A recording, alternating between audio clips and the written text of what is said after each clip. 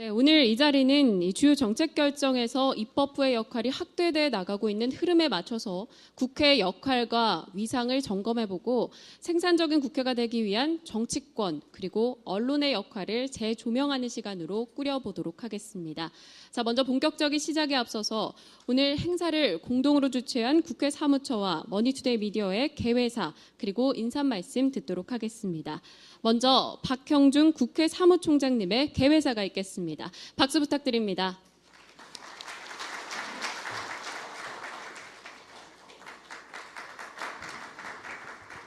오늘 이렇게 바쁘신 가운데에서도 국회 사무처와 머니투데이가 주최한 국회의 정책기능 강화와 새로운 미디어 역할이라는 토론회에 참석해 주셔서 대단히 감사합니다. 특히 박영선 새정치민주연합 대표님과 정가윤 국회 부의장님을 비롯해서 오늘 많은 국회의원님들이 이 자리를 함께 해주셨습니다. 일일이 제가 거명을 해서 인사드리지 못하는 점 양해해 주시고요. 다시 한번 감사의 말씀을 드립니다. 사실 국회의 역할과 권한은 옛날보다 매우 강해졌습니다.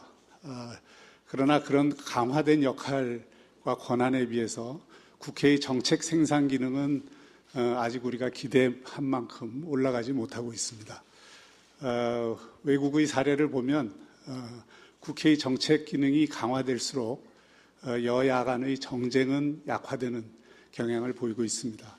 또 이런 정책 기능을 강화하기 위한 국회 안팎의 싱크탱크 기능이 갈수록 중요해지고 있고 국회 행정에 있어서도 이 정책 연구 기반을 강화하는 문제가 대단히 중요한 사안으로 떠오르고 있습니다. 앞으로 국회 사무처도 이런 어떤 국회의 정책 생산 기능을 강화하기 위한 정책 연구 기반을 어떻게 확충할 것인가에 대해서 깊이 고민해 볼까 합니다. 그리고 거기에 대한 생산적인 대안을 마련하도록 하겠습니다.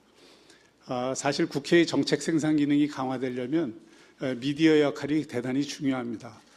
미디어가 계속 정치와 선거, 정쟁 중심의 보도를 하게 되면 국회의 정책 기능도 강화될 수가 없습니다.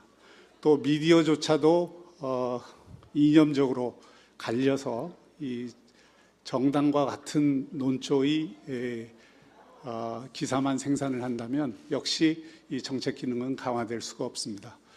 미디어가 이 국회 또는 정부의 정책 생산과 이 감시 그리고 협력의 과정에 대해서 좀 더 면밀하게 그 보도를 하고 또 거기에 대해서 사회적인 어젠다를 주도하는 기능을 더 활성화해야 할 시점이 아닌가 싶습니다. 그런 의미에서 오늘 이 토론회가 앞으로 국회의 정책 생산 기능과 또 미디어의 그 올바른 방향에 대해서 다시 한번 깊게 생각을 해보는 그런 성찰의 기회가 되었으면 하는 바람입니다. 다시 한번 이 자리에 와주신 모든 분들께 감사의 말씀을 드리며 개최사에 가름하고자 합니다. 감사합니다.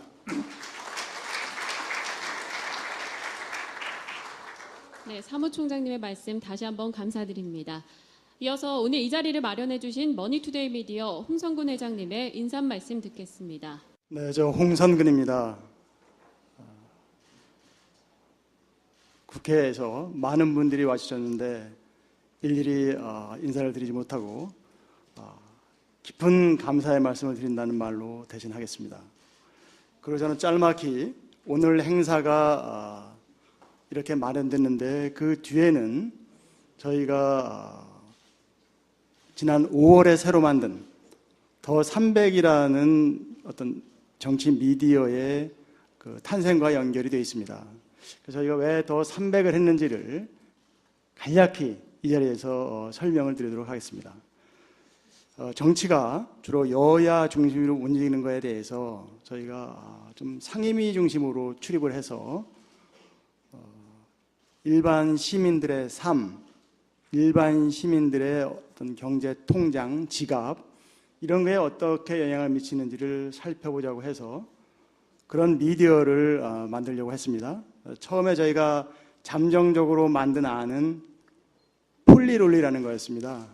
롤리폴리 이런 어떤 오뚜기 같은 그런 단어에서 약간 조어를 해서 폴리롤리라는 걸로 좀 친근하게 그렇게 가려고 했는데 실제 뛰는 기자들이 300으로 하자고, 마침 이 나라를 이끌고 있는 국회의원분들이 300분이시고, 그 다음에 하나의 영화지만 역사 좀 토대를 두고 있는 그 영화에서 스파르타라는 그 나라를 구한 그 300인의 용사들처럼 우리 국회의원분들이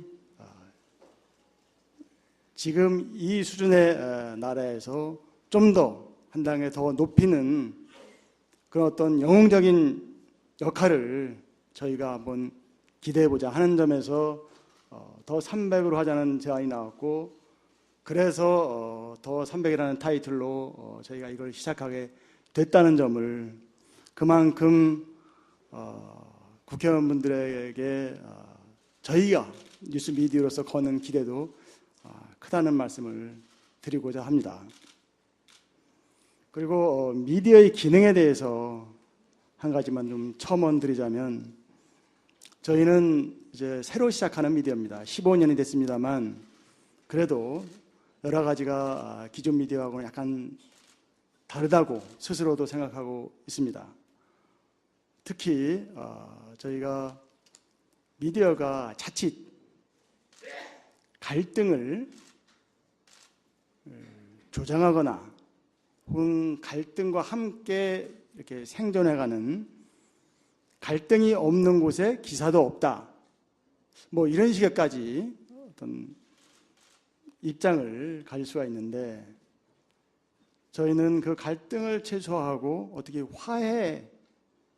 화해를 할 수 있는, 사회적으로 여러 가지로 각종 문제에서 화해 조정자 역할, 그런 것을 미디어가 혹시 할 수는 없을까 하는 그런 고민을 더 우선하고 있다는 그런 말씀을 드리겠습니다. 그리고 여러분들께서 뽑아주신 유권자를 섬기듯이 저희가 열심히 이 자리에 계신 국회의원분들을 결국은 지금 완전히 잘못되어 있다 이런 말씀은 아니지만, 지금 시대의 흐름으로 볼 때 국회가 바로 서야, 혹은 국회의원분들이 올바른 어떤 입장과 그 태도를 견지할 때 나라가 선다 하는 그런 취지에서 더 300은 제목 그대로 국회의원분들을 섬기도록 그렇게 하겠습니다. 앞으로도 많은 격려와 또 성원을 저희에게 보내주시기를 당부드립니다. 고맙습니다.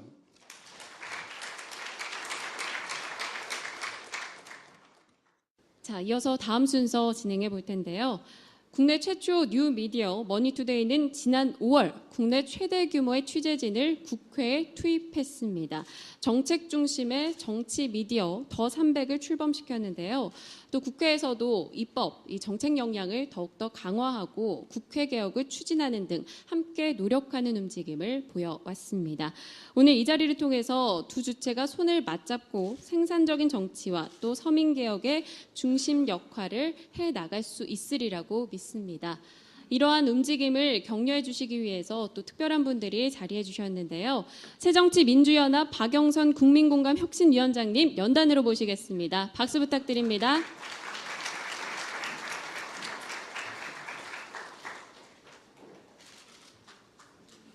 네, 오늘 대단히 성대한 행사를 준비를 해주셨네요. 축하드립니다. 이 뜻깊은 자리를 마련을 해주신 홍성근 머니투데이 회장님, 그리고 박형준 국회 사무총장님께 감사의 인사드립니다.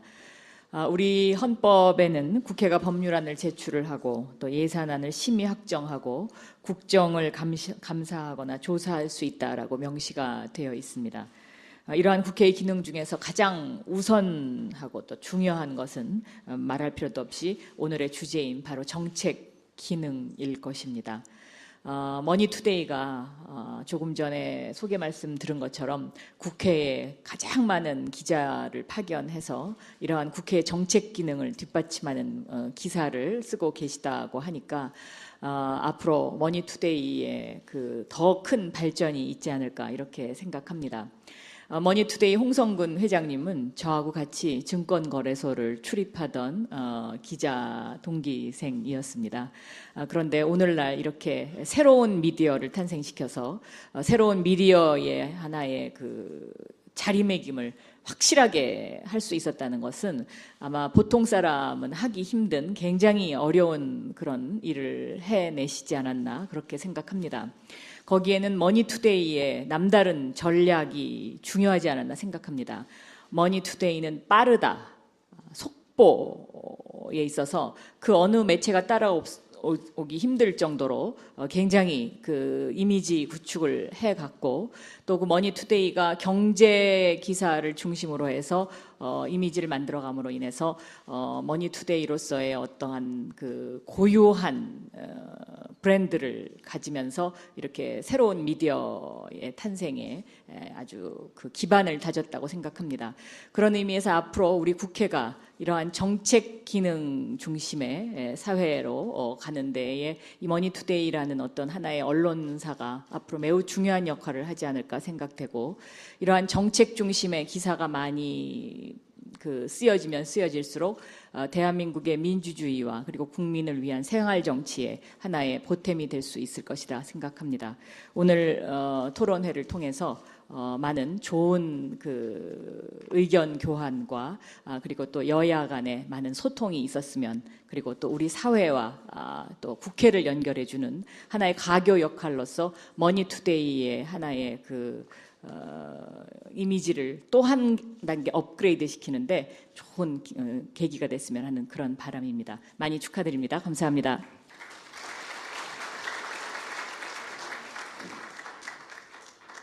네, 박영선 위원장님의 말씀 다시 한번 감사드립니다. 일원으로서 더욱더 책임감이 막중하다라고 생각이 듭니다. 자, 이어서 새누리당의 김무성 대표님의 축사 듣는 순서 가져보도록 하겠습니다. 박수 부탁드립니다.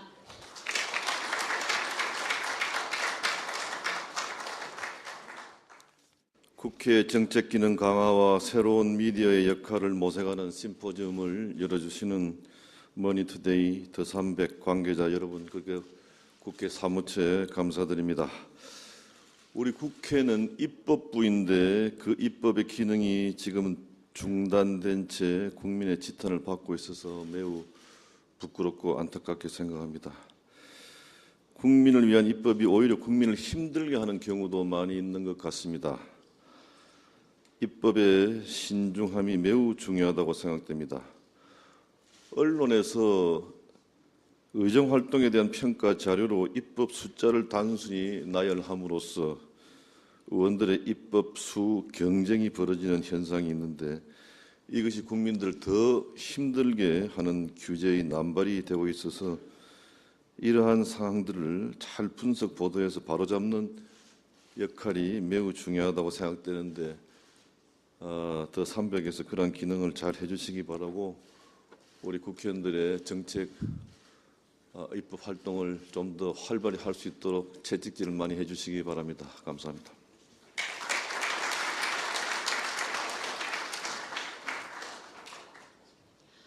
네, 김무성 대표님의 말씀 다시 한번 감사드립니다. 자, 그럼 지금부터 국회 사무처와 머니투데이 더300이 공동으로 주최하는 심포지엄 본 순서를 시작하도록 하겠습니다. 먼저 첫 번째 분 모셨습니다. 김준영 머니투데이 부국장의 주제 발표가 있겠습니다. 박수 부탁드립니다. 네, 안녕하세요. 머니투데이 정치부장과 경제부장을 겸하고 있는 김준영 부국장입니다. 제가 정치부장과 경제부장을 겸하고 있는 이유는 저희 머니투데이가 15년 동안 생존하고 또 성장할 수 있었던 가장 중요한 비결, 즉 경비절감 때문이라고 말씀을 드리면 저기 계신 우리 회장께서 굉장히 당황하실 겁니다. 물론 그런 이유는 아닙니다. 저희는 더300을 출범시키면서 정치는 정책이다 이런 슬로건을 제시를 했는데요. 이 국회의 입법 활동과 행정부의 정책 수립 활동이 유기적으로 연결이 돼야 된다고 믿습니다. 미디어의 취재 시스템도 그런 유기적인 연결을 반영해야 된다는 그런 생각에서 정치부장과 경제부장을 겸하고 있는데요. 자세한 이야기는 설명을 하면서 말씀을 드리기로 하고요.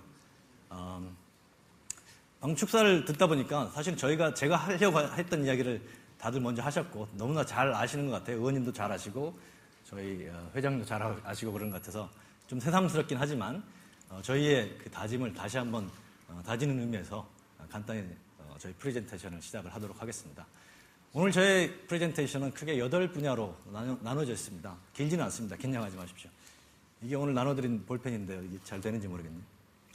자, 첫째가 우리는 머니투데이 300이 제시하고자 하는 정책 미디어의 개념이 어떤 건지를 살펴보고자 합니다. 그리고 국내외 언론들이 정책 뉴스를 다루고 있는 방식에 대해서 알아보고요. 또 우리나라의 언론들이 어떻게 정치를 취재하고 보도하고 있는지 그런 시스템에 대해서 알아보고 그 시스템의 한계점에 대해서도 짚어보려고 합니다. 마지막으로 머니투데이 대한민국 최초의 정책 미디어를 감히 표방하고 나선 머니투데이 더 300이 과거 4개월 동안 어떤 일을 해왔고 또 앞으로 어떤 역할을 하려고 하는지 설명드리고자 합니다. 저의 프레젠테이션은 그 미국 텍사스의 존 썬튼이라는 부자 이야기로부터 시작을 하려고 합니다. 이 사람은 굉장히 아마 자기 사진이 이렇게 돌아다니고 있는지를 잘 모를 겁니다. 미국에서 굉장히 텍사스에서 돈을 많이 버는 사람인데요. 벤처 캐피탈리스트로서 돈을 벌었습니다. 얼마나 많이 벌었는지는 모르겠어요. 국회의원은 출마한 것도 아니고 고위공직자가 돼서 재산 등록을 한 것도 아니어서 재산은 모르겠지만 많이 벌었대는데 사람이 돈을 벌면 뭔가 가치 있는 일에 그 돈을 쓰고 싶은 그런 생각이 드는 모양입니다. 물론 안 그런 사람도 많죠. 저는 돈을 벌어보지 않아서 모르겠지만 이 사람은 그 가치 있는 일을 어디서 찾았냐면 미디어에서 찾았습니다. 좀 의아하죠. 사실은 잘 아시다시피 기레기 잘 아시지 않습니까? 기자 쓰레기들 이렇게 지탄받고 있는 이 대한민국 상황을 아마 알았으면 미디어에서 그런 일을 하려고 하지 않았을 것 같다는 생각이 드는데요. 이 사람은 어쨌든 미디어에 주목을 했습니다. 그래서 자기 돈을 투입을 하고 또 자기 돈뿐만 아니고 남의 돈까지 펀딩을 받아서 이 정책, 입법, 의회 중심의 정책 미디어인 텍사스 트리뷴이라는 회사를 비영리 재단법인 형태로 만들었습니다. 이 사람의 생각은 이렇습니다. 정책 미디어는 공공재다. 시장이 충분히 공급하기 어려운 그런 공공재다는 겁니다. 이 흥미 위주의 황색 저널리즘, 이런 기사가 아닌 심각하고 복잡한 정책 이슈를 다루는 이런 미디어들은 한마디로 돈이 안 되는 거죠. 그래서 시장에 맡겨두면 제대로 그런 미디어들이 등장하기가 쉽지가 않고 그렇기 때문에 미디어의 공공성에 주목하고 있는 선도적인 사람들이 필요하다. 이런 생각을 가지고 텍사스 트리뷴이라는 걸 2009년에 만듭니다. 무려 40명에 달하는 기자를 이 텍사스 주의회에 투입을 하는데요. 그 결과 불과 5년 만에 텍사스 트리뷴은 기존의 텍사스 주의 주류 언론들을 제치고 정치 분야에서 텍사스 주의 가장 영향력 있는 미디어로 자리를 잡았습니다. 물론 텍사스 트리뷴 같은 시도가 처음은 아닙니다. 미국 같은 경우에 의회 정치가 우리보다 훨씬 앞섰기 때문에 일찌감치 1945년에 컨그레스 쿼털리라는 매체가 자리를 처음으로 생겼고요. 그 다음에 여기 보셨다시피 내셔널 저널, 더 힐, 이런 정치 전문 미디어들이 워싱턴에서 가장 영향력 있고 영향력 있는 그런 미디어 영역으로서 자리를 잡고 있습니다. 또 2011년에는 잘 아시는 경제 매체인 블룸버그가 블룸버그 가버먼트라는 정치 미디어를 만들었습니다. 데이터베이스 분석 같은 그런 경제 미디어에 통용되는 분석을 정치 미디어에 적용을 해서 독특한 컨텐츠들을 이 블룸버그 가버먼트는 유료로 제공하고 있는데요. 아무튼 그런 독특한 컨텐츠로 시장에 주목을 받고 있습니다. 이제는 정치 미디어에서 다양한 시도들이 시작되고 있는데 그 다양한 시도들의 중심 키워드는 역시 정책입니다. 지금 미국에서 가장 주목받는 정치 미디어 중에 하나는 폴리티코라는 거는 잘 아실 겁니다. 때로는 그 지나치게 선정적이고 가십 위주의 정치 기사를 쓴다는 그런 비판도 많이 받고는 있지만 그럼에도 불구하고 가장 빠르게 그리고 다양한 포맷으로 정치 뉴스를 전달함으로써 미국 정가에서 기존 주류 미디어들을 능가하는 그런 영향력을 확보하고 있습니다. 물론 이런 정치 매체들뿐만 아니고 기존의 주류 정통 미디어에서도 의회에서 다루는 정책과 입법의 그 뉴스 비중이 굉장히 큽니다. 뉴욕타임스를 한번 보실까요? 뉴욕타임스의 정치면을 우리가 한번 들어가 보시면요. 보시다시피 지금 진행되고 있는 투표, 그 다음에 상임위에 어떤 법안들이 올라와 있는지, 어떤 의원들이 어떤 이슈를 가지고 논쟁을 벌이고 있는지 이런 것들이 굉장히 중요한 비중을 차지하고 있습니다. 우리나라 사이트, 우리나라 뉴스 미디어는 어떤지 한번 보실까요? 제가 국내 언론의 왼쪽과 오른쪽에 아주 유명한 매체를 배치를 해놨는데요. 말 그대로 좌우를 대표하는 매체들입니다. 여기 이 회사에 계신 분 안 계실 거라고 생각하고 이야기를 하는데, 먼저 오른쪽에 있는 매체를 먼저 볼까요? 예. 보시다시피 어디를 봐도 국회 상임위에 어떤 법안이 올라와 있고 어떤 정책이 지금 어느 단계에 와 있고 어떤 의원님이 무슨 법을 발의를 했고 이런 콘텐츠들을 찾기가 힘듭니다. 대개는 뭐 정쟁이라든지 뭐 일회성 사건들이 쭉 나열돼 있죠. 그럼 왼쪽에 있는 미디어들은 어떻습니까? 왼쪽을 봐도 마찬가지죠. 시각은 정반대지만 역시 정책을 다루는 뉴스들, 법안을 다루는 뉴스들은 찾아보기 힘들다는 것은 크게 차이가 없는 것 같습니다. 자, 이런 국내 언론들이 이처럼 정치 뉴스에서 정책 부분을 소홀히 다룰 수밖에 없는 것은 우리 사회나 우리 정치 발전 수준과도 물론 무관하지 않을 겁니다. 그런데 우리 미디어 입장에서 보면 취재 시스템에도 그런 상당히 큰 원인이 있다고 생각을 합니다. 여기 계신 분들은 대부분 언론에 대해서 잘 아시는 분들이기 때문에 새로운 이야기는 아닙니다만 이 종합미디어, 종합지를 보면 정치부와 경제부가 분리가 되어 있고 또 정치부는 그 안에서 여당팀과 야당팀으로 나뉘어 있습니다. 언론사 내부에서는 정치부하고 경제부가 그렇게 사이가 가까운 부서가 아닙니다. 정치부 내에서도 여당팀과 야당팀의 칸막이가 상당히 높죠. 그러다 보니까 정치부 기자들의 그 소위 말하는 팔자도 어느 정당을 출입하느냐에 따라 달라지기도 합니다. 정권이 바뀌면 야당 출입 기자가 갑자기 중용이 되고 또 여당 출입 기자는 갑자기 찬밥 신세가 되고 이런 현상들이 비일비재하게 일어나다 보니까 같은 언론사 내에서도 정치부와 경제부 또 정치부 내에서도 여당팀과 야당팀이 소통이 이루어지지 않고 칸막이가 높게 형성될 수밖에 없는 거죠. 경제미디어도 마찬가지입니다. 경제미디어는 대개 정치부와 경제부가 하나의 틀 속에 있는 경우가 많은데 이런 경우에는 정치 콘텐츠가 당연히 소홀히 취급될 수밖에 없겠죠.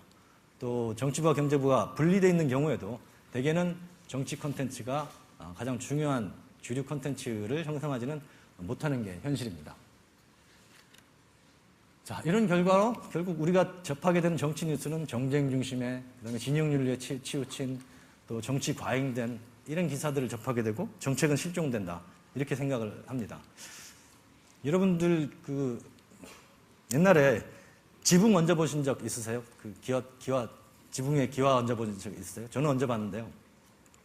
어떻게 합니까? 마당에 있는 사람이 밑에서 지붕을 올려주면 위에 있는 사람이 그 기와를 올려주면 위에 있는 사람이 그 기와를 받아서 제자리에다 끼워 넣습니다. 올리는 사람도 올리는 사람과 받는 사람의 콤비가 잘 맞아야 되죠. 팀워크가 잘 맞아야 됩니다. 우리 취재 시스템도 마찬가지인데요. 행정부를 출입하는 기자들이 기사를 쓰고 그거를 정치부에 있는 기자들이 법안으로 기사를 다시 완성하는 이런 팀워크가 이루어져야 된다고 생각하는데요. 지금 현실은 어떻습니까? 행정부에서 정책 기사를 쓰는 기자는 그거를 기사를 쓰고 나면 그 정책이 국회에 가서 어떻게 법안으로 발의가 돼서 토론이 되고 통과가 되고 실행이 되는지에 대해서는 관심이 없습니다. 눈을 감죠. 정치부 기자들은 행정부에서 올라온 정책들이 어떻게 법안으로 만들어지고 토론이 되는지 투표가 되는지에 대해서는 아예 처음부터 쳐다보지를 않습니다.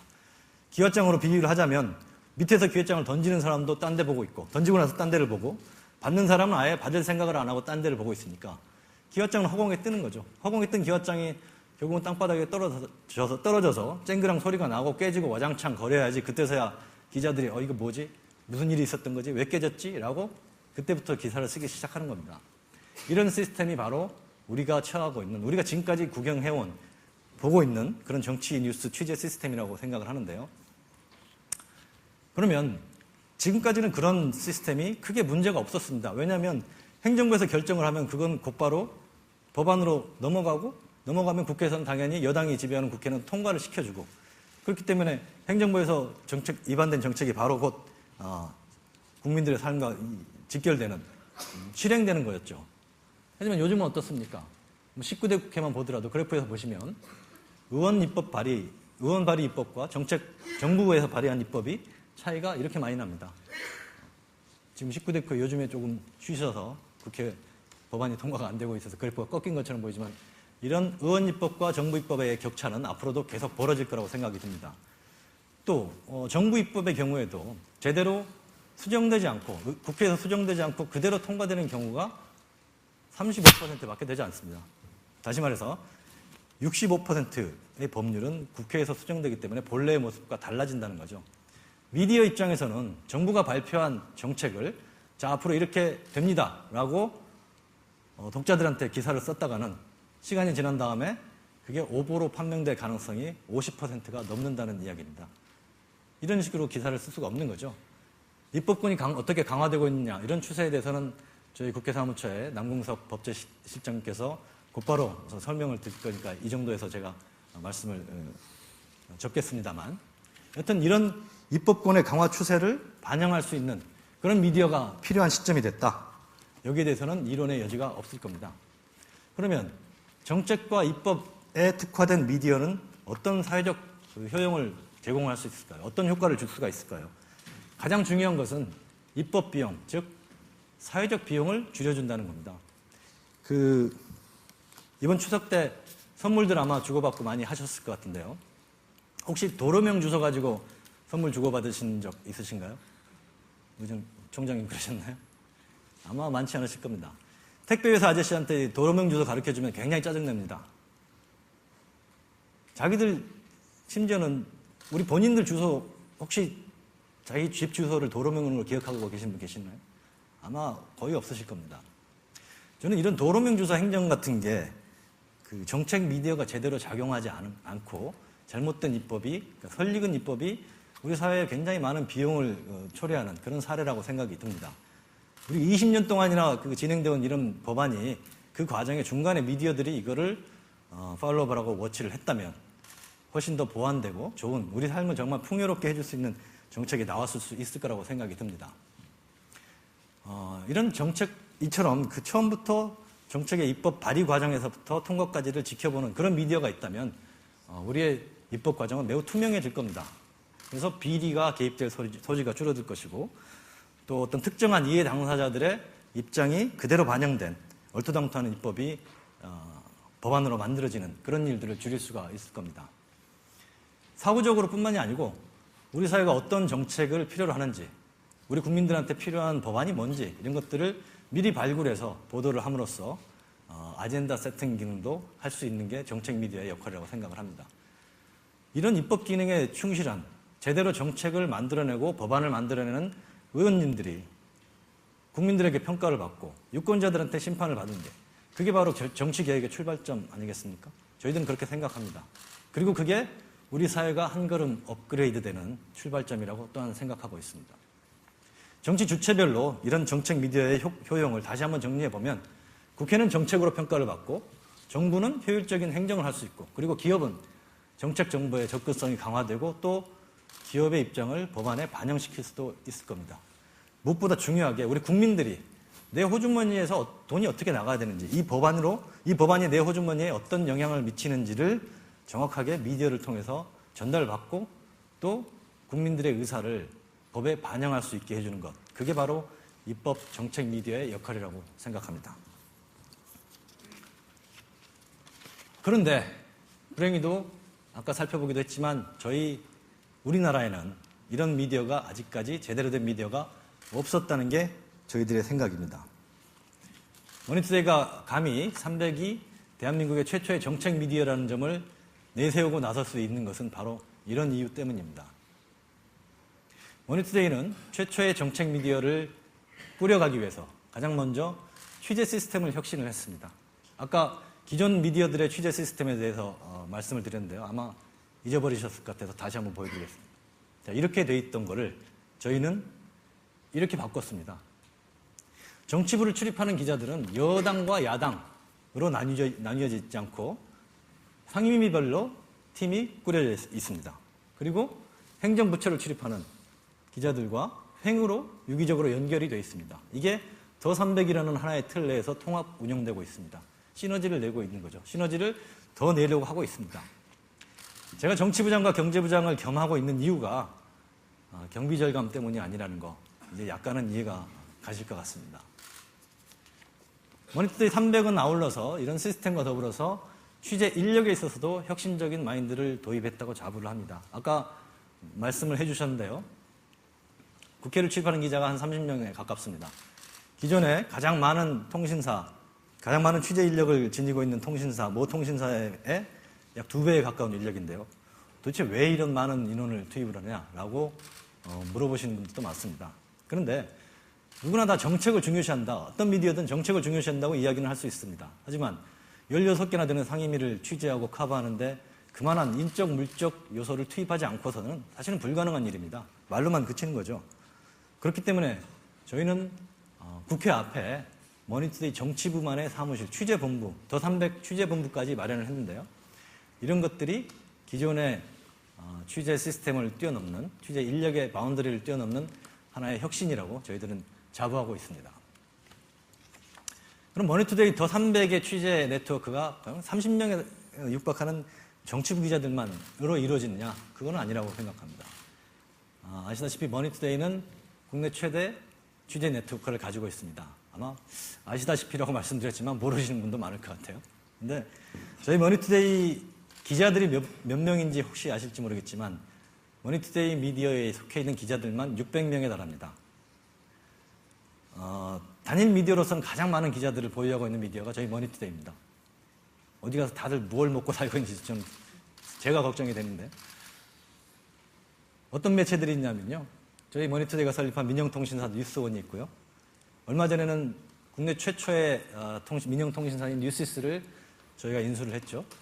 그리고 머니투데이 경제방송인 MTN, 국내 최대 자본시장 미디어인 더벨, 이런 취재 네트워크가 활용돼서 종합적으로 더 300이라는 콘텐츠를 만들어내고 있습니다. 물론 본체인 머니투데이는 1999년에 우리나라 최초의 온라인 미디어로 설립이 됐습니다. 그리고 15년 동안 경제 분야에서 가장 영향력 있는 미디어로 자리매김했다고 자부하고 있습니다.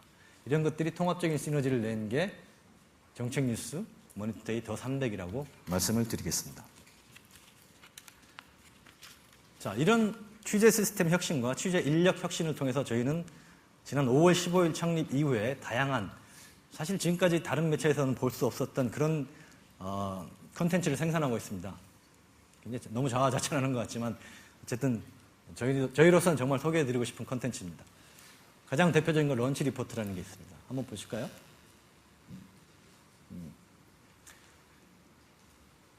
말 그대로 점심시간 되시기 전에 그날 하루에 가장 화제가 되는 이슈, 꼭 알아야 될 정책 아젠다, 오피니언 리더들이 꼭 알아야 될 정책 아젠다를 A부터 Z까지 집중적으로 보도합니다. 보시다시피 이 자체가 하나의 웹 매거진이라고 할 수가 있습니다. 런치 리포트를 식사하기 전에 가서 읽어보시면 이 문제에 대해서 굉장히 전문가가 되십니다.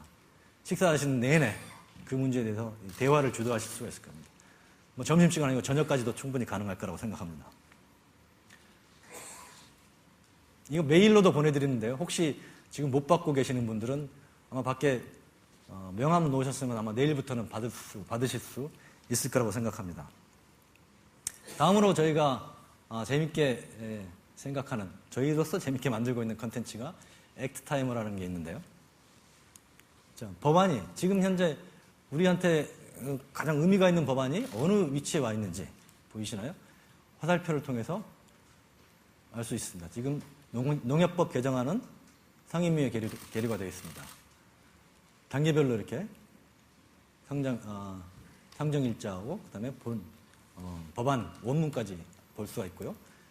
해당 기사를 눌러보면 자, 그 기사를 그 법안을 발의한 의원님, 김영록 의원님인데 안 오셨는 것 같아요. 네. 의원님들, 그다음에 이 법안과 관련된 이해 당사자들, 이런 분들이 기사 내에 일목요연하게 정리가 되어 있습니다. 다음으로는 여기 의원님들 많이 와 계셨는데 많이 또 가셨네요. 와 계신 분들에 대한 의원 설명서라는 컨텐츠가 있습니다. 자, 의원 사용 설명서인데요. 자, 보시다시피 원혜영 의원님도 계시네요. 자, 원혜영 의원님 한번 눌러볼까요? 네. 우리 원혜영 의원님 머릿속에는 어떤 생각이 들어 계시는지, 어떤 삶을 살아오셨는지, 어떤 법안을 발의를 했고 또 앞으로 어떤 법안을 계획하고 계시고 친한 분은 어떤 분들이고 이런 내용들이 전부 들어있습니다. 뭐 초딩, 중딩, 고딩들 많이 본다는 포털 사이트의 지식인, 죄송합니다. 네이버에 와 계신 분도 있을 것 같은데 그런 어떤 얇은 지식이 아니고 국회의원에 대한 정말 심도 있는 내용들을 사용설명서에 담고 있습니다. 이분이 각각 각 분야별로 도덕성, 의정, IQ, 생존력, 정치력, 공감성, 재력 어떤 정도의 수준에 와 계시는지 별표를 통해서 금방 알 수 있습니다. 예, 재력이 제일 좀 불쌍하시네요. 예, 도덕성은 거의 만점에 가까운 걸로 평가를 받으십니다. 자, 여기 김무성 대표님, 박영선 대표님 다 준비되어 있었는데 가버리신데요. 박영선 대표님 친화력에 있어서 별표 하나였는데 그러니까 먼저 자리 뜨면 이렇게 욕먹는 겁니다. 자, 그 다음에 상임위 동향이라는 컨텐츠가 있습니다. 여기 국회 대관 업무 하시는 분들, 홍보하시는 분들 많이 와 계시는데요. 국회 출입하시면서 가장 궁금한 게 뭡니까? 우리 회사와 관련되어 있는 상임위에서 어떤 일들이 벌어지고 있는지, 상임위 소속되어 있는 의원님들이 어떤 법안을 만들고 있는지, 또 그 법안이 우리 회사에는 어떤 영향을 미칠지, 그게 제일 큰 궁금한 거고 회사에서 원하는 것도 거기에 대한 정보를 가져오는 거 아니겠습니까? 머니투데이 상임위 동향에 들어가 보시면 굳이 발에 땀나게 이렇게 안 돌아다니셔도 회사에 보고할 거리들이 다 들어있습니다. 더 300어록이라는 컨텐츠를 보면요. 언론사들이 짜집기 하고 입맛에 맞게 편집하고 간략하게 만든 짧은 기사가 아니고 우리 의원님들이 상임위에서 어떤 말씀을 하셨는지 그대로 원문 그대로 워딩이 들어있습니다. 미안한 말씀이지만 앞으로는 이제 의원님들 거짓말하고 사시기가 상당히 힘드시게 된 거죠.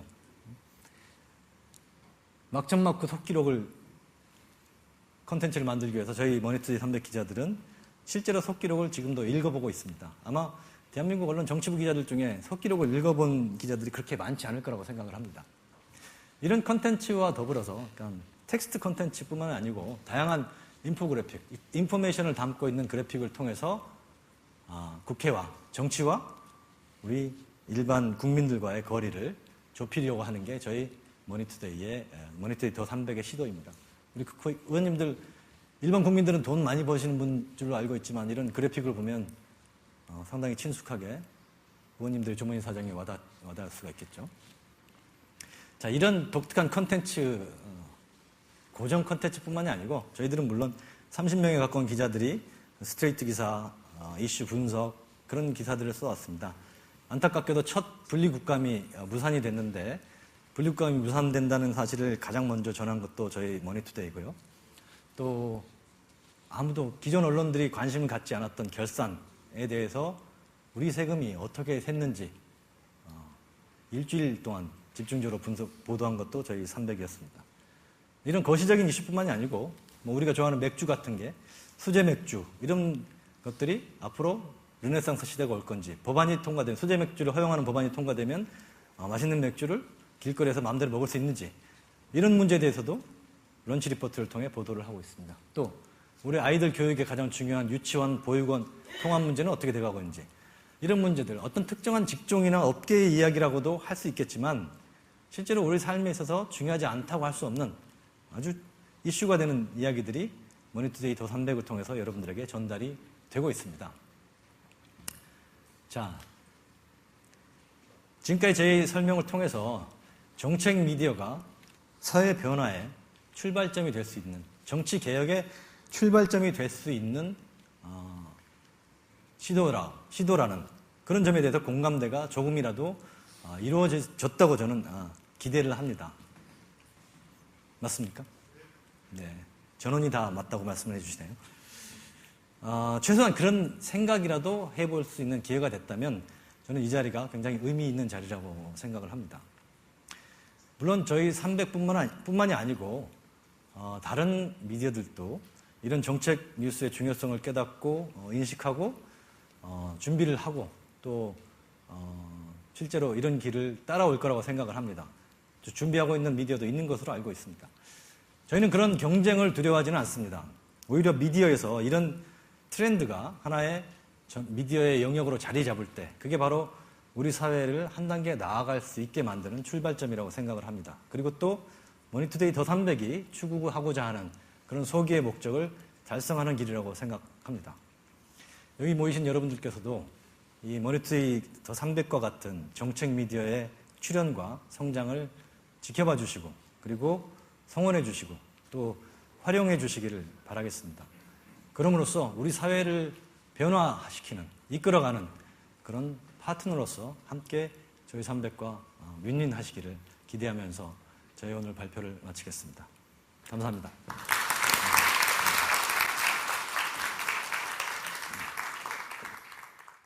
더 300이 정책 미디어로서 누구보다 빠른 정책 뉴스를 전달해주는 미디어로서 거듭나길 바라보겠습니다.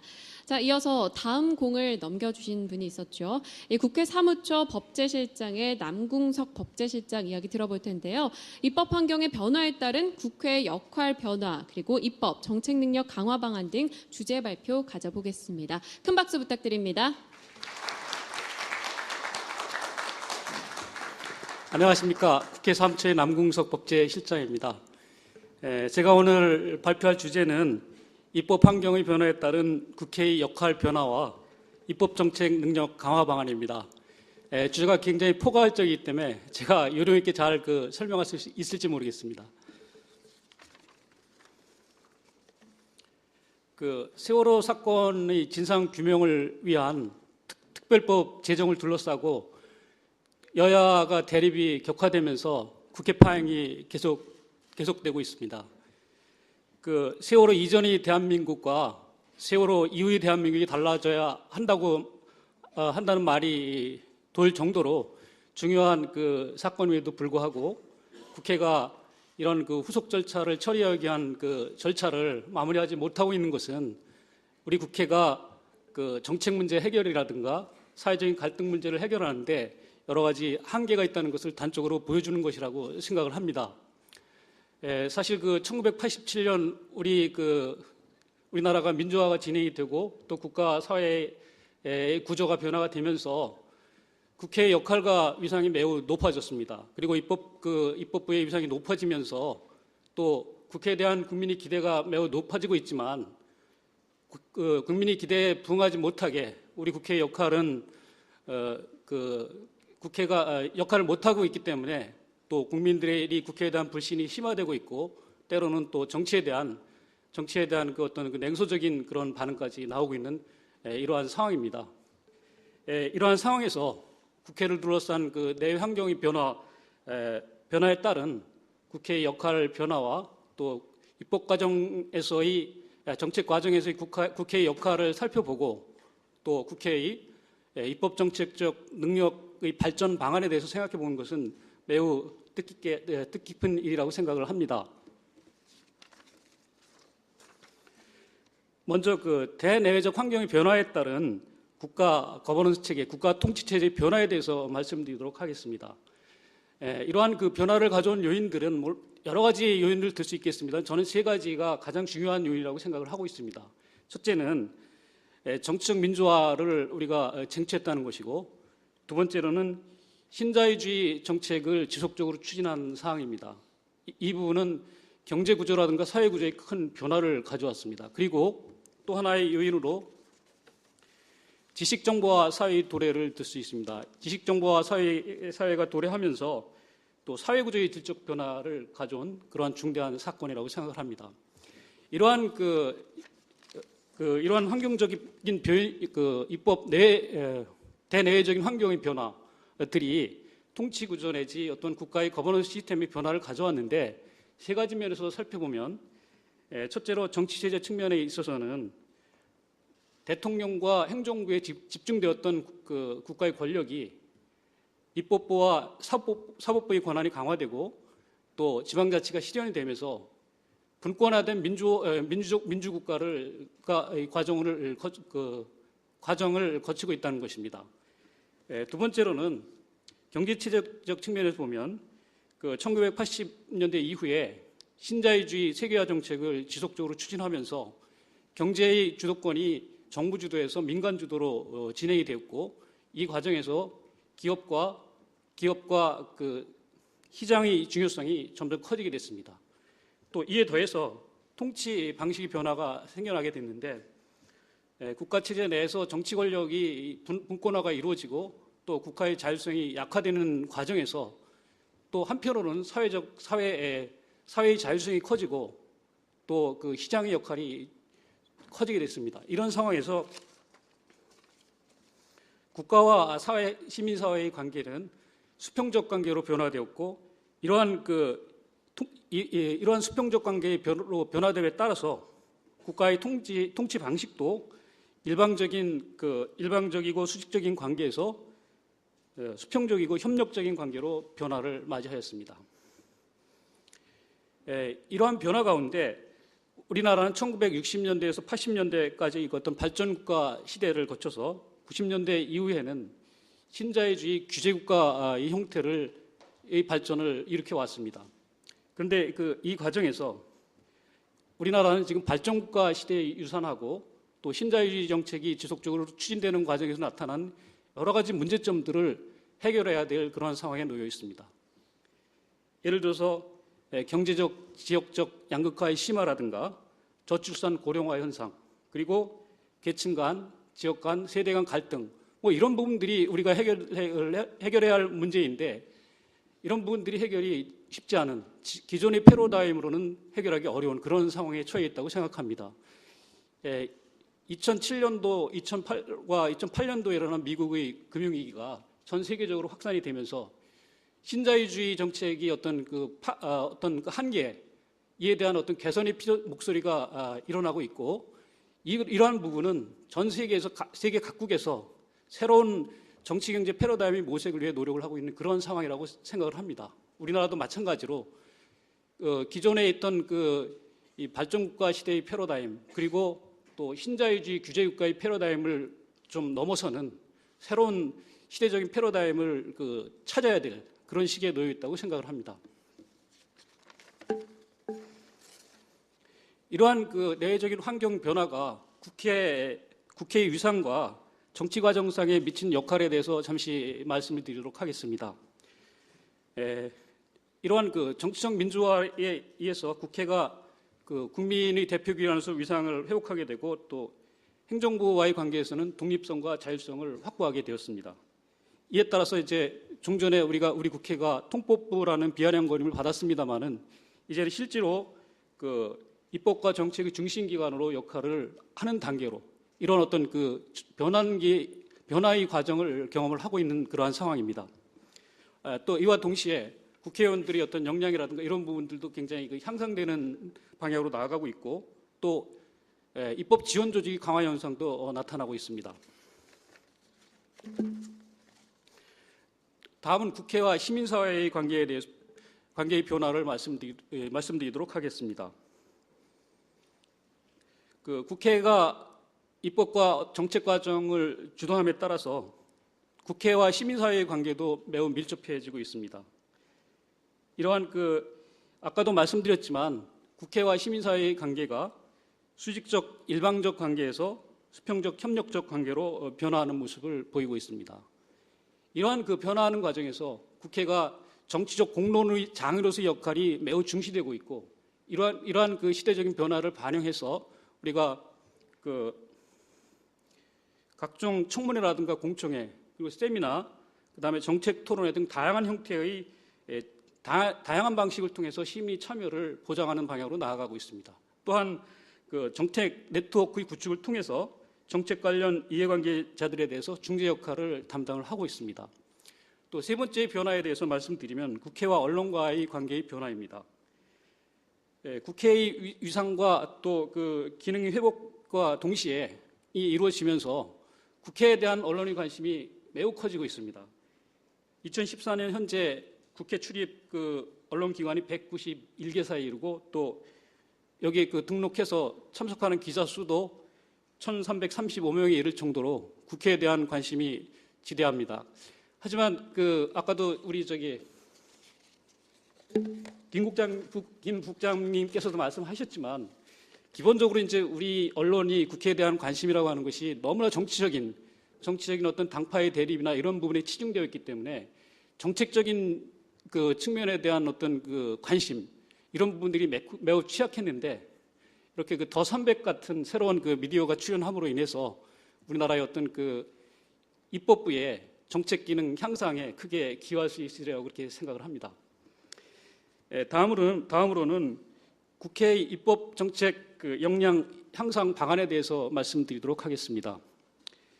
제가 그 발제 자료로 제시한 자료에서는 여러 가지 뭐 포괄적인 주제에 대해서 다양한 어떤 그 문제점이라든가 대안을 제시했는데 이 자리에서는 그 제가 중요하다고 판단되는 5가지 사항에 대해서 말씀드리도록 하겠습니다.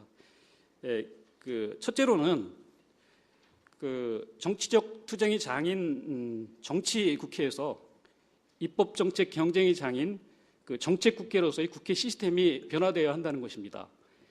여기서 이 국회를 시스템으로 본다는 것은 국회가 국회의원과 보좌진 그리고 입법 지원 조직의 구성원으로 이루어진 하나의 그 독립된 체제로 본다는 것을 의미합니다. 또 이러한 관점에서 본다면 국회의 어떤 입법 정책 역량의 강화는 결국 국회의 입법 정책 시스템의 구조를 효율적으로 개선하고 또 기능과 역량을 강화하는 것을 뜻합니다. 국회를 정치 투쟁의 장에서 입법과 정책의 산실로 개혁하려면 다음과 같은 네 가지 개혁이 필요하다고 생각합니다. 첫째로는 정치 권력의 분권화와 정당의 민주화 등을 통해서 국회의원들이 정책 문제에 접근할 때 어떤 당의 지시나 대통령의 지시 이런 것이 아니고 스스로 자율적으로 독립적으로 판단할 수 있는 여건이 마련되어야 한다는 것입니다. 이런 부분들이 이루어질 때 비로소 어떤 정책 국회로서의 그 시발점이 마련된다고 생각을 합니다. 두 번째로는 정책 국회의 실현을 위해서는 우리 국회 입법 정책 시스템이 국민의 협조와 지지를 받아야 한다고 생각합니다. 그런데 이러한 지지와 협력을 받기 위해서는 국민이 신뢰를 회복하는 것이 무엇보다도 필요합니다. 그리고 세 번째로는 국회가 그 입법 정책 그 기능을 효과적으로 수행하는데 저해 요소가 되는 그 국회의 제도와 관행을 지속적으로 개혁해야 한다고 하는 것입니다. 그리고 네 번째로는 국회의원들이 그 입법 정책 활동을 체계적으로 지원할 수 있도록 전문성과 또 입법 정책 정보를 생산할 수 있는 효율적인 입법 지원 체계를 구축하는 것입니다. 이런 부분이 국회 시스템적으로 국회가 기본적으로 정책 국회로서 변화되기 위한 조건이라고 생각합니다. 다음은 국회의 입법 정책 기능상의 그 문제점과 효율화 방안에 대해서 말씀드리도록 하겠습니다. 입법 기능과 관련해서는 먼저 그 최근에 문제가 되고 있는 과도한 그 의원 입법의 양적 팽창에 따른 문제점과 개선 방안에 대해서 말씀드리도록 하겠습니다. 그 18대 국회에서 그 의원 입법 법안 발의 건수가 12,220건에 이르고 또 19대 국회 전반기에는 9,711건에 이를 정도로 의원 입법이 폭주 현상이 나타나고 있습니다. 의원 입법이 증가하는 현상은 국회의원들이 적극적인 입법 활동의 결과라고 하는 측면에서 보면 매우 그 긍정적인 측면이 있는 것도 사실이지만 그럼에도 불구하고 또 부실 입법의 양산이라든가 그 처리 능력을 그 넘어서는 그러한 의원 발의 입법이 늘어남으로 인해서 그 법안 처리의 효율성이 떨어지고 지체 현상이 나타나는 그런 부작용이 또 나타나고 있습니다. 그래서 이런 문제를 해결하는 것이 중요한 문제로 대두되고 있는데 이런 그 여기에 대한 대응 방안으로서는 첫째로는 의원 발의 법률의 수를 적정 수준으로 줄이는 그런 방안이 한 방안이 될 수 있겠고 또 다른 방안으로는 법제실이나 또 그 위원회의 법률안 처리 능력을 향상시키는 것이 필요합니다. 의원 발의 법률 수를 적절하게 이렇게 조정하는 방법으로 몇 가지 말씀을 드리면 아까도 그 김무성 대표께서도 말씀하셨지만 의원의 어떤 의원에 대한 평가를 하는 데 있어서 발의 건수를 중심으로 평가하기보다는 발의 통과 건수라든가 아니면 통과된 법률 내용을 중심으로 평가하는 그런 어떤 평가의 방식의 변화가 필요할 것 같고, 두 번째로는 그 의원 입법 발의 전에 비용 추계서라든가 아니면 규제 영향 분석서 또는 그 청문회나 공청회 절차를 거치게 하는 등 너무 쉽게 법안을 발의할 수 있는 그런 현 시스템을 바꿀 필요가 있습니다. 그리고 교섭단체 차원에서 또 그 법안의 발의 여부를 심사토록 해서 중복된 법안 발의 또 그리고 불필요한 법안 발의를 사전에 차단할 수 있도록 하는 방안을 마련할 필요가 있습니다. 그리고 그 위원회의 법안 처리 능력 강화를 위해서 법안 심사 소위원회를 복수로 한다거나 또는 법안을 중요도에 따라서 법안 처리 방식을 달리하는 등의 효율화 방안을 마련할 필요가 있습니다. 다음으로 국회 재정 통제 기능과 관련된 문제점과 개선 방안에 대해서 말씀드리도록 하겠습니다. 국회의 재정 통제 기능은 예산 정책처가 설립됨으로 인해서 재정 정보 생산 능력이 향상되는 등 어떤 부분에 있어서는 그 향상된 부분도 있지만 전반적으로 입법 기능에 비해서는 그 여러 가지 부족한 점이 많이 나타나고 있다고 생각합니다. 여기에서는 재정 통제 기능 강화와 관련해서 예산결산 특별위원회를 상임위원회 하는 문제, 그리고 예산결산 심사를 내실화하기 위한 심사 관련 절차법 제정 문제에 대해서 말씀드리도록 하겠습니다. 먼저 그 예산결산 특별위원회를 상임위원회로 전환하는 문제는 그동안 국회에서 여러 번 논의가 되었습니다만 실제로 실현이 잘 안 되고 있는 사항인데, 어쨌든 그 예산결산위원회 특별위원회를 상임위원회로 전환할 경우에 가장 중요한 것은 예산결산위원회와 일반 상임위원회의 관계를 명확히 할 필요가 있다는 것입니다. 그리고 이러한 그 상임위원회를 해서도 또 전문성과 예산과 재정 관련 그 능력을 가지고 있는 위원들을 선임을 해서 상임위원회를 운영한다면 지금보다 훨씬 예산결산 심사에 대한 어떤 그 국회의 능력이 향상될 것이라고 생각합니다. 다음으로는 국회 예결산 심사 절차에 대한 제정 필요성입니다. 사실 우리 국회법에는 예결산 심사를 위한 형식적인 그 절차만 규정이 되어 있는 그런 상황입니다. 그렇기 때문에 예결산을 심사할 때 적용되는 심사 기준이나 뭐 이런 내용들이 불비하기 때문에 예결산 심사가 잘 이루어지고 있지 않기 때문에 이를 개선하기 위해서 국회 예결산 심사 기준이라든가 정부의 자료 제출, 정부 관련 자료를 국회에 제출하는 내용, 그리고 예결산 심의 방식 등을 정한 예결산 심사와 관련된 구체적인 내용을 명확히 규정한 예결산 심사 절차법을 제정한다면 지금보다는 훨씬 예결산 국회의 어떤 재정 통제 기능이 향상될 수 있으리라고 생각을 합니다. 다음으로 정부 정책에 대한 견제와 감시 기능과 관련돼서 말씀드리도록 하겠습니다. 정부 정책에 대한 견제와 감시 기능과 관련해서는 국정감조사 제도와 인사청문회 제도에 대해서 말씀드리도록 하겠습니다.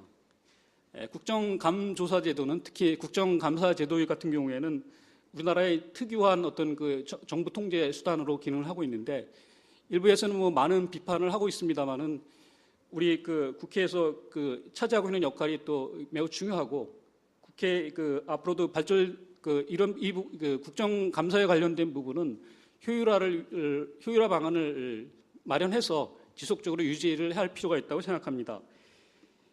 실효성 강화에 중점을 두고 개선 방안을 말씀드리면, 첫째로는 국정감사나 조사 결과가 국회가 시정 요구한 사항에 대한 이행 실태를 점검을 하고 불이행에 대한 제재를 강화해서 국정감조사 제도의 어떤 실효성을 제고할 필요가 있습니다.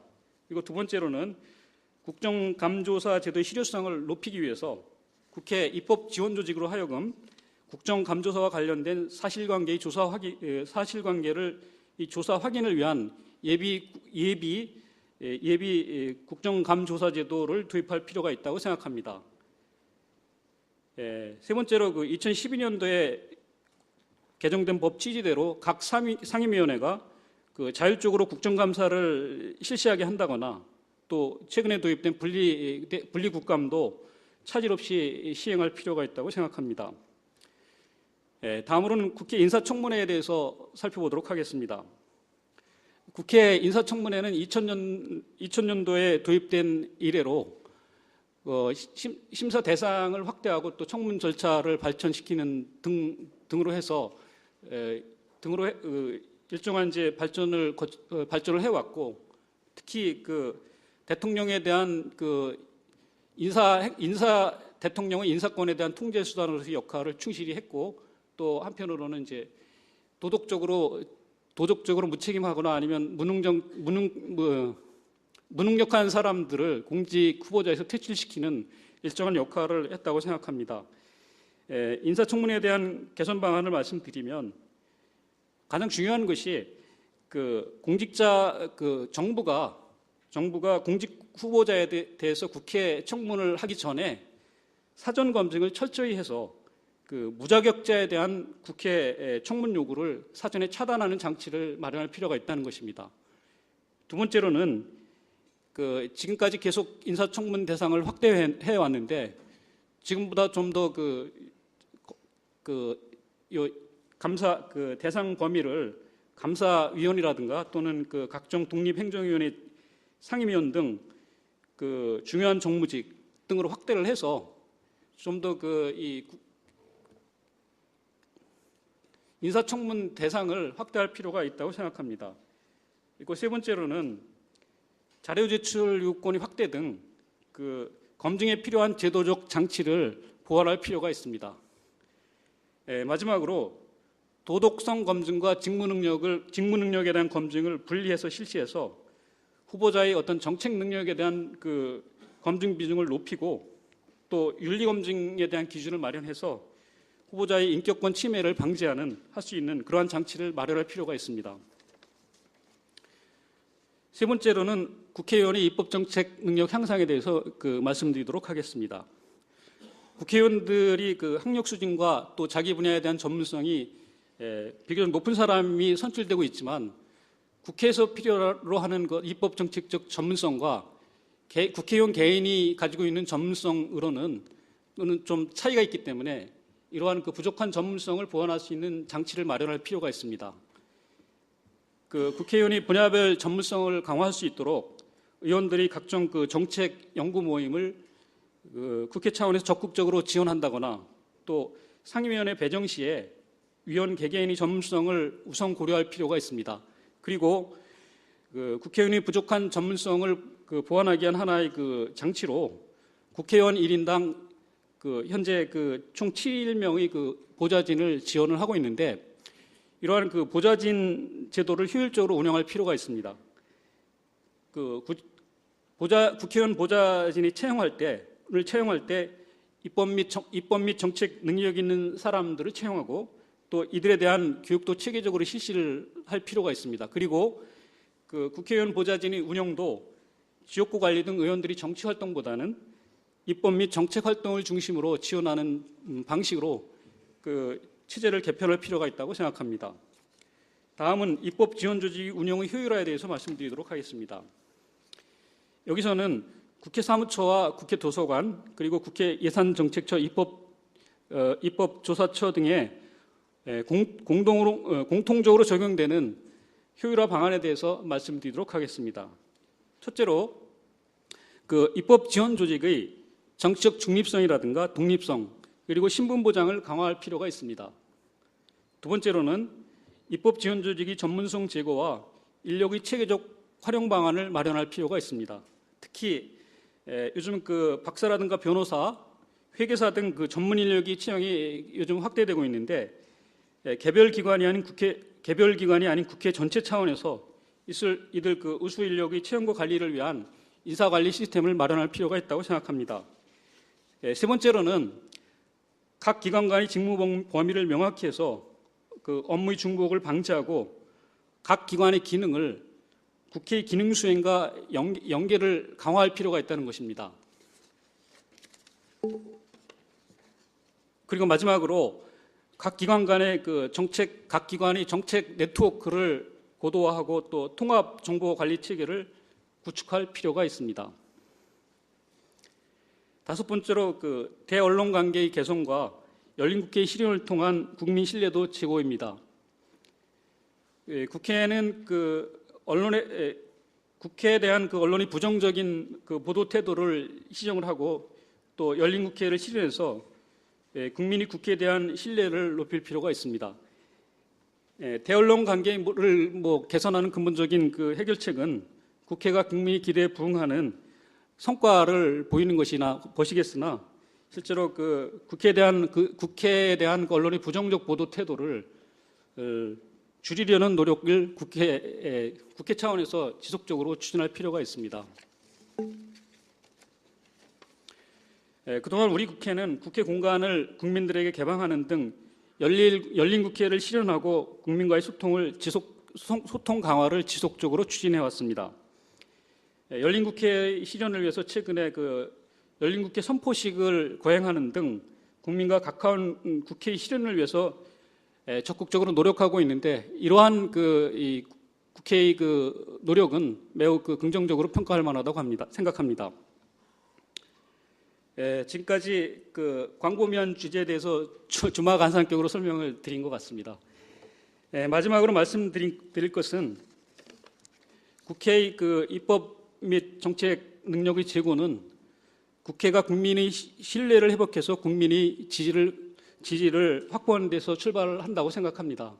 그리고 국회를 국회의원과 보좌진, 입법 지원 조직의 구성원으로 이루어진 하나의 독립된 체제라고 본다면 국회의 입법 정책 역량 강화는 결국 국회 입법 정책의 시스템의 구조를 효율적으로 개선하고 또 기능과 역할을 강화하는 것이라고 생각합니다. 이를 위해서 정치개혁 및 국회 제도 운영 개혁 등이 체계적이고 또 종합적으로 이루어질 필요가 있습니다.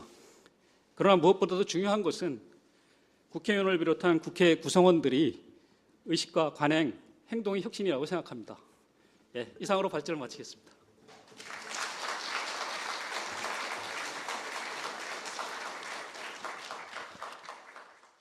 김준영 부국장께서는 일단 국민의 강화된 정책, 국회의 강화된 정책 기능에 맞춰진 미디어의 사명을 이야기해 주셨고요. 그 안에서 하나의 모델로서 더 300이 어떤 역할을 할 것이고 그 콘텐츠까지 언급을 해 주셨습니다. 런치 리포트나 액트 타이머 그리고 국회의원 사용 설명서 등까지 재치 있게 말씀을 전해 주셨고요. 남궁석 법제실장께서도 국회의 변화, 시민사회나 행정부와의 관계 변화 속에서 어떤 식으로 움직여 왔고 또 앞으로 변화해 나갈 과정 등을 이야기해 주셨는데요. 국회가 정책의 산실로서 거듭나려면 입법의 민주화나 또 국민들의 지지 그리고 전문적인 입법 지원 시스템 등이 필요하다라는 등의 이야기 함께 전해주셨습니다. 또 국회 출입 기자가 굉장히 많더라고요. 1335명을 언급해 주셨는데 좀 더 정책 본연의 관심도를 높여가자라고 이야기해 주셨고 그에 따라서 미디어와 국회 입법부 간에 어떤 역할을 수행해야 나가는지까지도 굉장히 구체적으로 언급해 주셨습니다. 자, 저희가 주제 이야기를 좀 길게 전해드렸는데요. 이렇게 말씀드린 내용 안에서 주제 발표를 시작해 보도록 하겠습니다. 본격적인 토론회를 가져볼 텐데요. 권위 있는 패널 그리고 의원님들 모시고 토론 시간을 갖겠습니다. 사회자분 그리고 토론회에 참석하시는 분들 모두 자리로 나와주시길 바라겠고요. 이후 토론회 진행은요. 당국대 손태규 교수께서 진행과 함께 모두 이끌어 주실 겁니다. 모두 앞으로 나와주시고요. 환영의 박수 부탁드리겠습니다.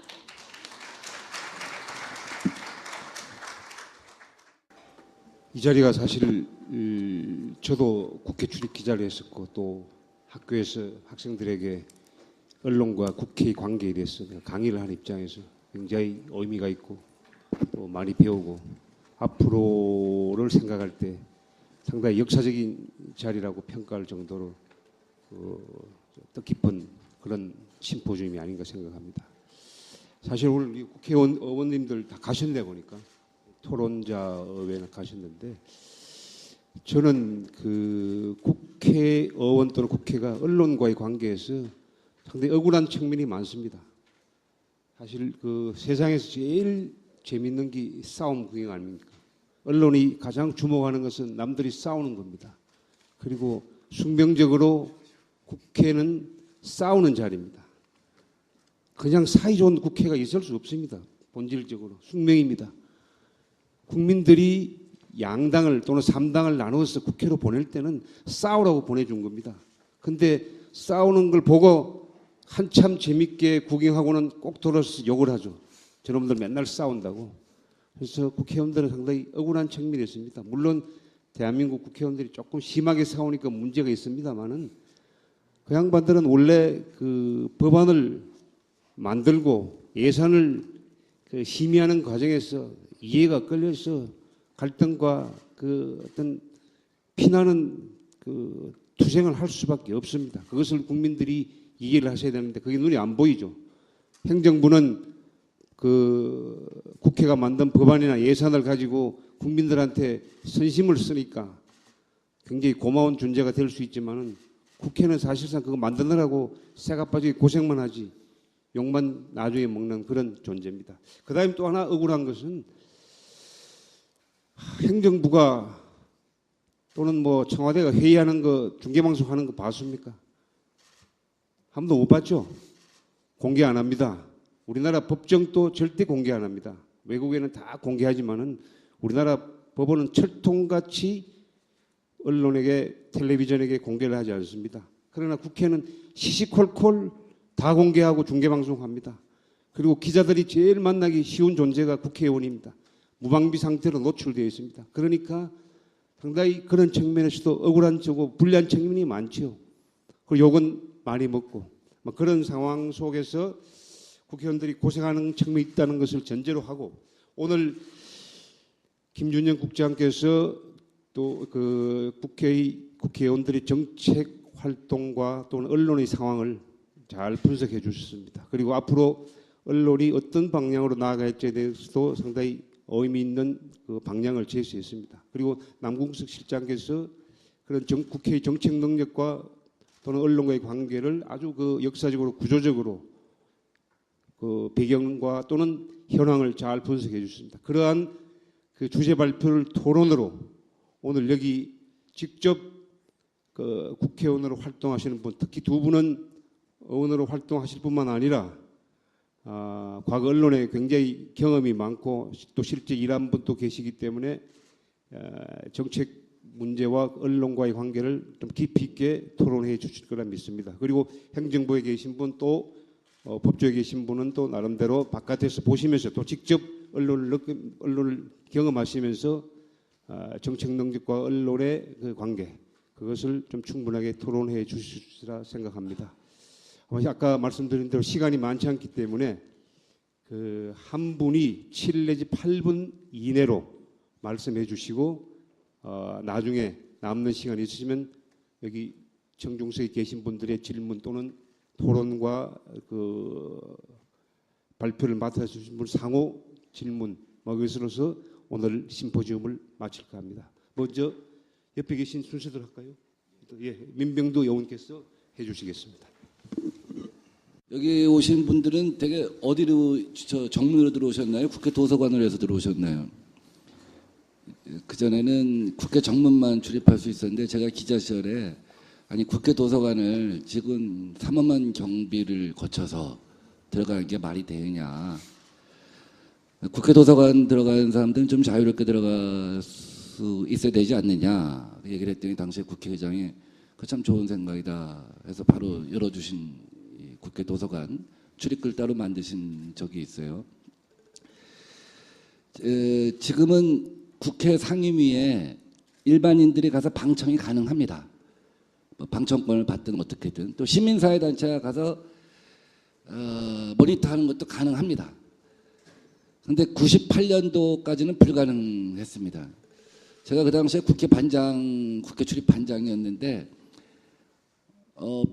팩스가 하나 왔어요. 정치개혁 시민연대라고 하는 곳에서 자기들이 국정감사를 감사하겠다는 거예요. 그래서 당신들은 숫자가 몇 명이나 되냐? 그때 한 10명 정도 된다. 근데 10명이면 불가능한 얘기죠. 그렇지만 굉장히 의미 있는 것이라고 생각했어요. 그래서 우리 취재팀을 다 동원해서 같이 합작을 하자. 한번 모니터를 하자. 그래갖고 사고까지 내고 시민사회가 국회보다 더 상위의 권력이다. 시민이 국정감사를 감사한다. 이런 주제로 사고까지 내고 시민사회 단체 사람들을 상임위에 투입을 했는데 16개 상임위 중에서 12개 상임위에서 쫓겨났습니다. 기자하고 정부 관계자만 참관할 수가 있다는 것이죠. 그래서 왜 쫓겨났냐, 왜 쫓아냈냐, 상임위원장한테 인터뷰하고 질의하고 뭐 계속 하다 보니까 국정감사가 끝날 때쯤에는 한 8개 상임위 정도로 압축이 됐어요. 그 다음에 국회 이 각종 청문회, 또 우리가 청문회도 이제 우리가 시민사회단체가 감시하겠다. 그래갖고 또 시도를 했는데, 하여간 그런 시도가 서너 번 반복된 끝에 국회가 완전히 열렸어요. 그런 걸 보면서 굉장히 보람이 있었는데, 그래서 저는 오늘 이 머니투데이 더 300 이 기획을 보면서 참 의미 있다라고 생각합니다. 또 하나 또 아쉽기도 하고 한 거는, 제가 기자 시절에는 세상을 매일같이 변화시킨다고 생각했거든요. 기자는 정말 세상을 매일같이 변화시키는 유일한 직업이라고 생각합니다. 작은 매체에 있든 큰 매체에 있든 1인 미디어에 있든 그것이 다 확산이 되고 어디론가 반영이 되고 인사에 반영이 되든 정책에 반영되든, 그러나 국회의원은 매일같이 세상을 바꿀 수는 없습니다. 크게 바꿀 수는 있겠죠. 세상을 크게 바꿀 수는 있다고 생각하는데, 그래서 이렇게 매일매일 같이 세상을 바꾸는 언론의 역할이라고 하는 것이 굉장히 중요하다라는 생각을 갖습니다. 아까 우리 김무성 대표도 말씀하시고 또 법제실장께서도 말씀하셨는데, 법안이 지나치게 양산되고 있다. 저는 제 책임도 있다고 생각해요. 시민사회단체가 국정감사에 감사하게 하다 보니까 시민사회단체가 우수국회의원 뭐 이런 걸 만들어갖고 발표를 하기 시작했어요.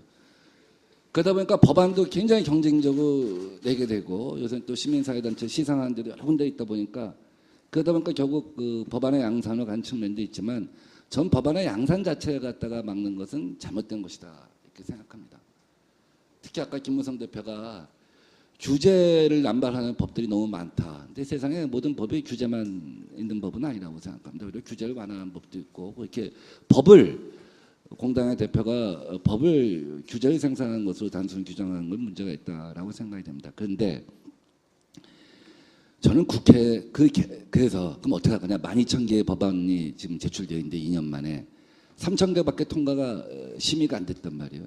그럼 방법은 뭐냐? 저는 법안 심사 소위를 세분화, 복수화, 상설화하는 것이 국회 개혁의 지금 최고 핵심적 과제라고 생각합니다. 1988년 13대 국회에서 청문회 제도, 국정감사 제도의 부활 이후 최고의 개혁은 법안 심사 소위의 복수와 상설화라고 생각합니다. 흔히 국회의원을 컨그레스맨이라고 하잖아요. 회의에 참석하는 인간. 근데 실제로는 러메이커입니다. 국회의원의 본질은 러메이커거든요. 국회의원이 법안 심사 소위에 들어가 있지 않으면 법을 장악하고 이해하고 관리할 수가 없습니다. 근데 제가 정무위원회인데, 정무위는 공정거래, 금융, 또 총리실 산하의 각종 이런 걸 다 다룹니다. 보훈 업무랄지 국민권익이랄지.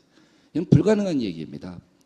정무위에 공정거래를 다루는 법안심사소위가 따로 있어야 되고, 금융을 다루는 법안심사소위가 따로 있어야 되고, 국가안전, 국민권익, 보훈 업무를 다루는 법안심사소위가 나눠져야 됩니다.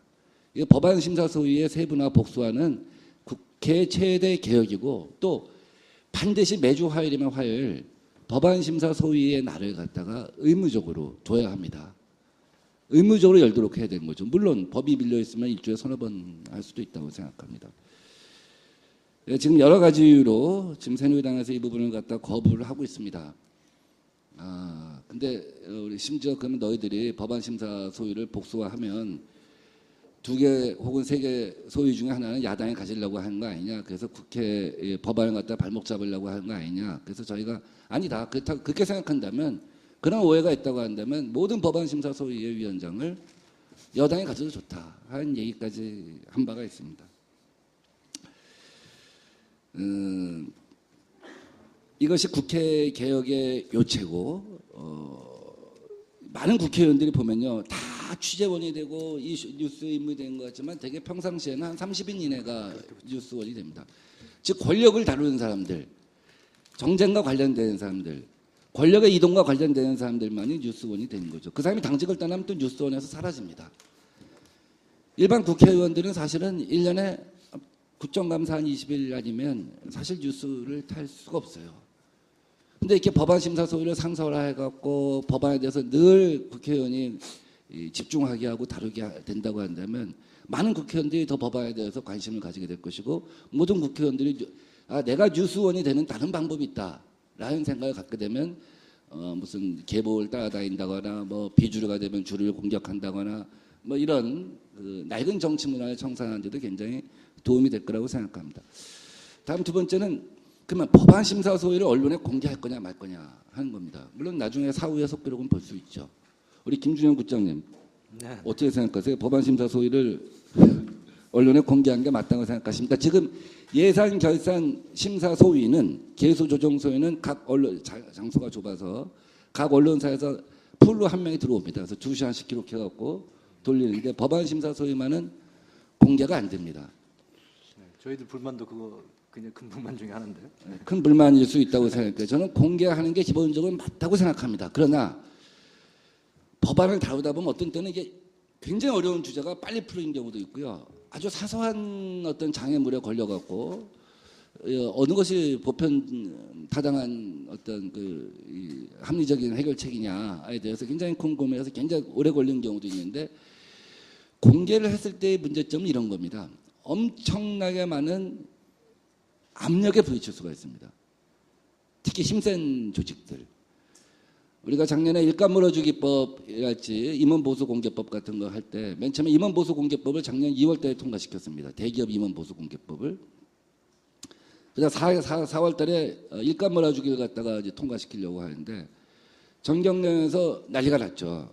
대기업이 난리가 났죠. 도대체 임원보수공개를 통과할 때까지 어떻게 정경련은 아무 활동도 안 하고 있고 이런 걸 몰랐느냐.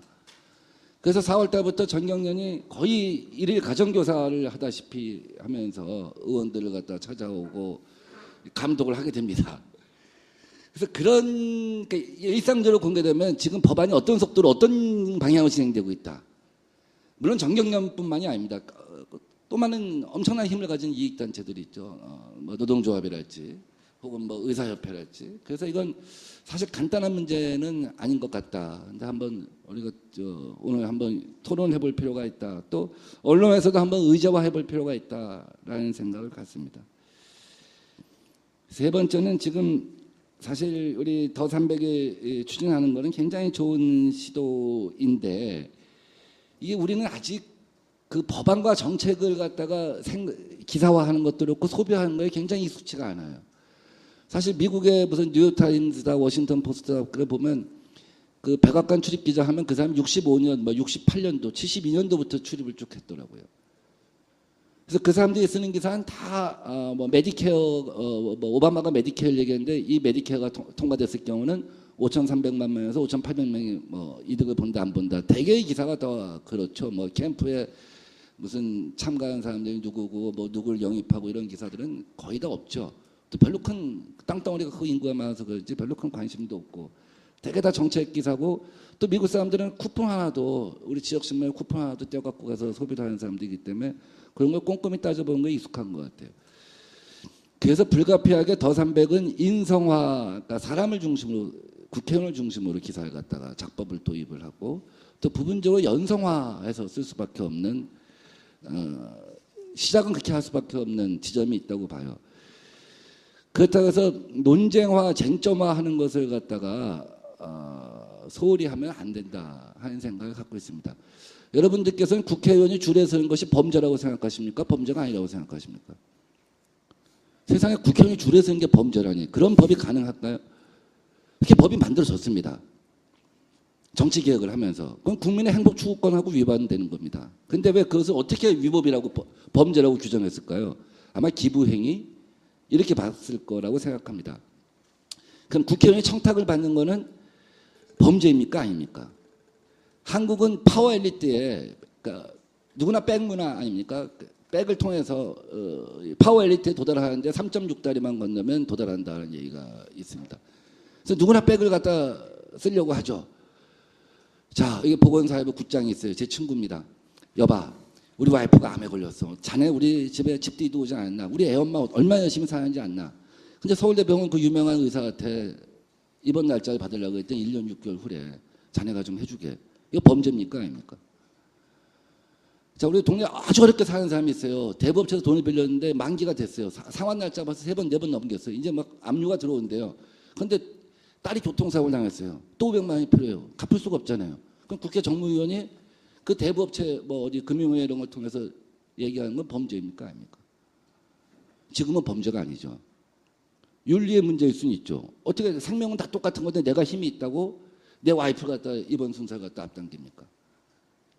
제가 시간이 많이 썼나? 예. 그런데 이제는 범죄입니다. 김영란법이 통과되면 범죄예요. 윤리의 문제를 갖다 범죄로 만든 것이 나쁜 청탁은 윤리적으로 나쁜 청탁은 범죄다라고 규정하는 것이 이건 우리 국민 생활의 일대 변화예요. 엄청난 변화예요.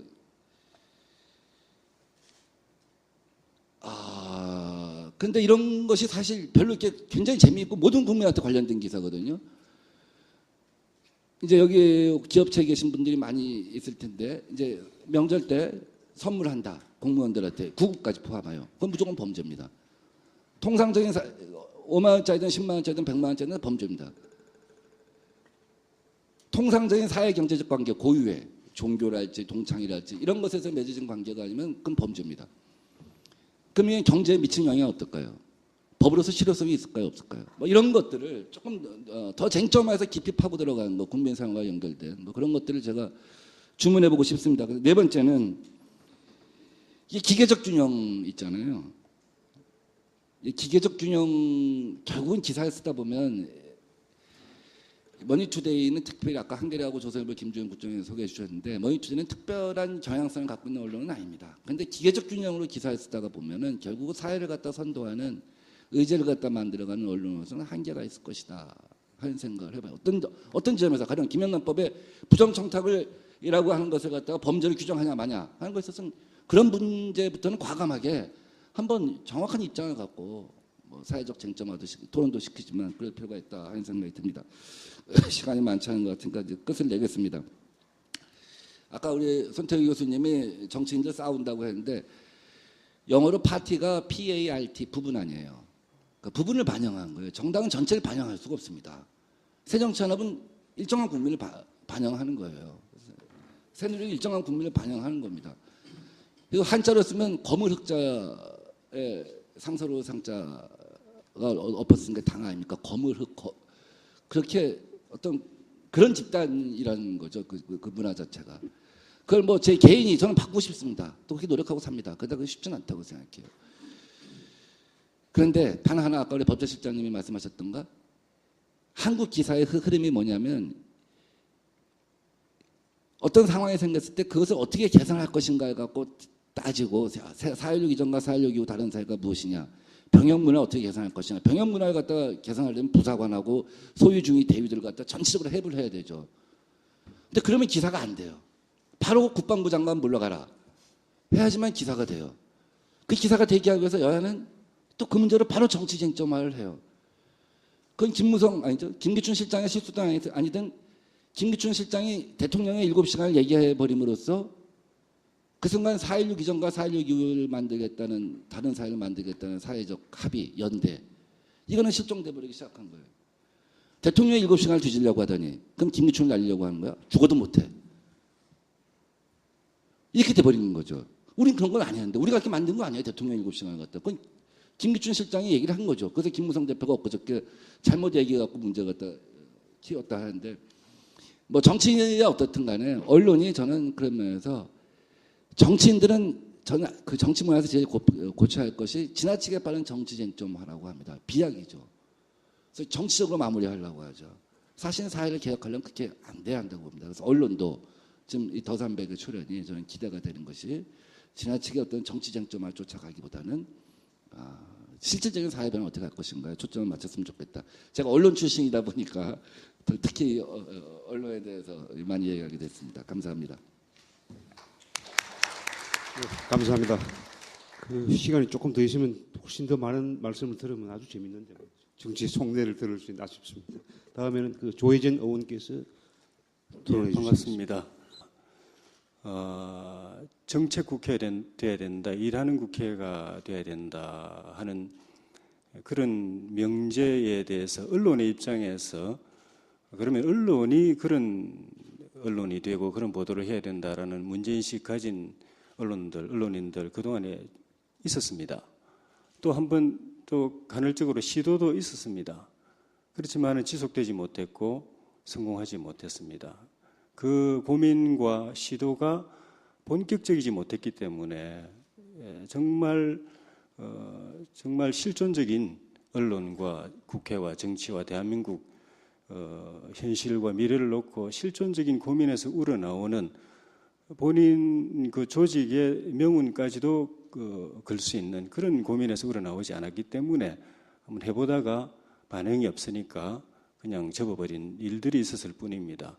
머니투데이가 이제 제대로 한번 시도를 하는 것 같아서 저는 정말 뜻이 깊다고 생각이 들고 그를 도전을 할 때가 됐다고 생각이 들고 이것이 성공한다면은 그냥 특정 언론사의 문제가 아닐 겁니다. 언론이 바뀌고 국회 운영이 바뀌고 정치 문화가 바뀌고 정치가 바뀌면 대한민국이 바뀌는 겁니다. 대한민국의 미래가 새로워지는 것이기 때문에 이 시도가 저는 반드시 성공하기를 바라고 저희가 조금이라도 보탬이 될 수 있는 일이 있다면은 최선을 다해서 할 생각입니다. 그동안에 여러 시도가 있었음에도 그냥 물거품이 되고 말았던 많은 그런 경우에 언론의 이야기는 정책 중심으로 국회를 취재 보도하고 기사를 쓰니까 안 읽는다. 안 읽으면 광고가 안 붙는다. 광고가 안 붙으면은 우리 회사 유지 못한다. 그거였습니다. 맞는 말이죠. 다르게 말하면은 정쟁, 싸움질 하는 거는 쓰기도 좋고 독자들 끌어들이기도 좋고 광고도 잘 붙지만은 정말 중요한 실제로 더 중요한 정책을 가지고 하는 거는 더 어렵다는 겁니다. 정책을 가지고 싸움질이 아니라 정책을 가지고 유익하고 재미있게 해서 독자들이 들여다보게 하고 그래서 광고도 붙게 하는 거는 어렵기 때문에 하루하루 기사 써야 되는 언론인들의 입장에서는 또 언론사 입장에서는 장기 과제로 도전하기가 참 어려웠던 겁니다. 그런데 저는 제가 올해 이제 국회의원 7년 차를 하고 있습니다만은 이 안에서 의정 활동하고 정책을 다루면서 우리 내부 속살 이면을 다루고 경험하는 일하는 입장에서 보면 정책도 얼마든지 재미있고 유익할 수 있다 느낍니다. 언론이 왜 이걸 안 들여다보지? 이걸 왜 제대로 한번 취재하고 보도하고 한번 다뤄보지 않지?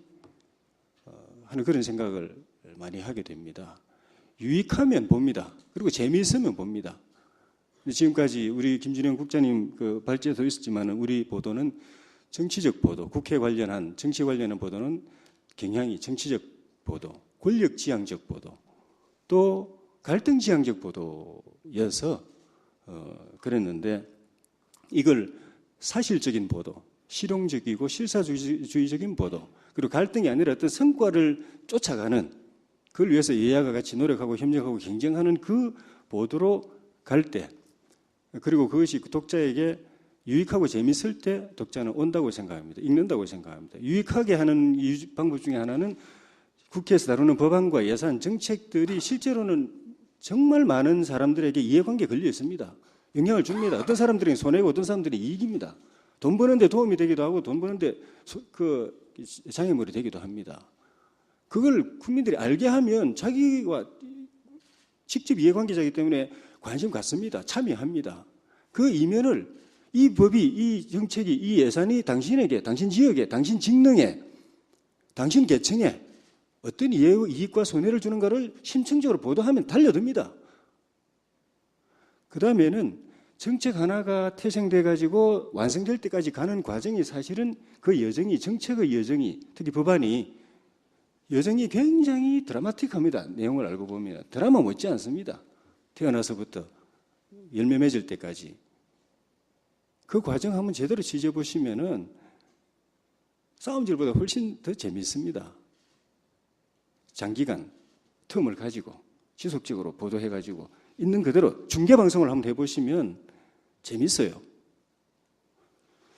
그렇게 하시면은 가능성이 저는 있다고 생각합니다. 그런 측면에서 저는 개인적으로 국회 전문 매체가 필요하다. 국회를 전문적으로 다루는 취재하고 보도하는 매체가 필요하다. 또 그 가능성이 있다고 생각합니다. 우리 국회 방송이 있지만은 국회 방송은 또 성격이 달라서 아직은 국회 방송이 그 국회 정치의 전문 매체로서의 기능은 좀 아직은 도달하지 못했는데 이 정치라는 게 또 정치의 응축인 이 국회라는 것이 사실은 5천만 대한민국 국민들의 희로애락, 애오욕의 결정체입니다. 이게 알고 보면은 그것만 전문적으로 그것도 아까 국정감사 말씀도 나왔지만은 특정 분야에 딱 포커스를 맞춰서 심층적으로 파고들면은 그거 가지고도 언론 할 수 있습니다. 저는 그렇게 생각합니다. 독자 확보할 수 있고 광고 확보할 수 있다고 저는 생각합니다. 지금 제가 말씀드린 우리 김준영 국장님의 발제에 대한 말씀이었는데 우리 남궁석 실장님 말씀에 대해서는 제가 간략하게 말씀드리면 국회의 위상과 역할이 갈수록 정대하고 있다. 국회가 파워 집단이 되고 있다. 그 맞는 말씀입니다. 저도 그걸 실감하고 또 공감하고 있습니다. 그런데 그거에 비해서 그런 책임과 의무, 국민의 기대치에 부응하지 못하고 있다. 그래서 국민들이 더 실망하고 있다. 불신하고 있다는 거 옳은 말씀이고요. 그런 측면에서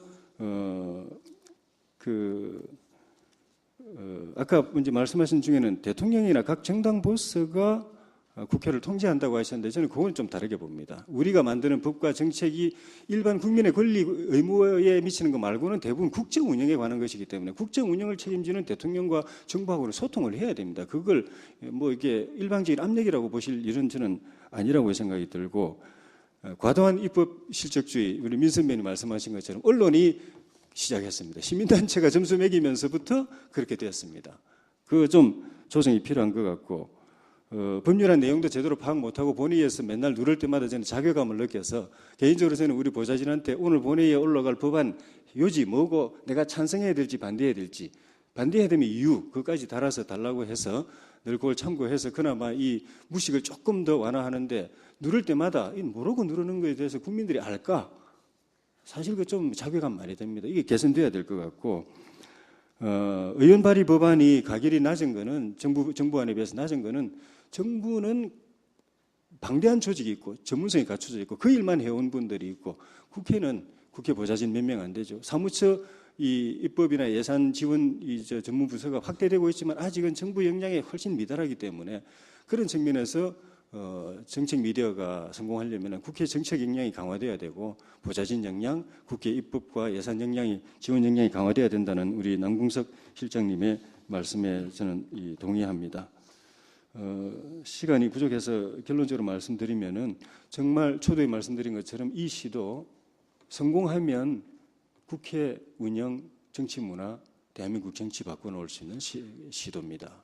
그리고 꼭 성공하기를 바랍니다. 그렇지만 쉽게 갈등지향적으로 싸움질 보도 취재 보도하는 것에 비하면은 훨씬 더 많은 노력과 진지함과 멀리 내다보고 투자하는 것과 그리고 기자 개개인의 또 발품 더 많이 팔아야 되고 뒤에서 회사에서 지원해 줘야 되고 그러면서 그에 맞춰서 국회의 정책 역량도 더 강화돼야 되고 하는 것이 맞물려서 성공하기를 바랍니다. 예, 우리 머니투데이가 새 역사를 쓰기를 바랍니다.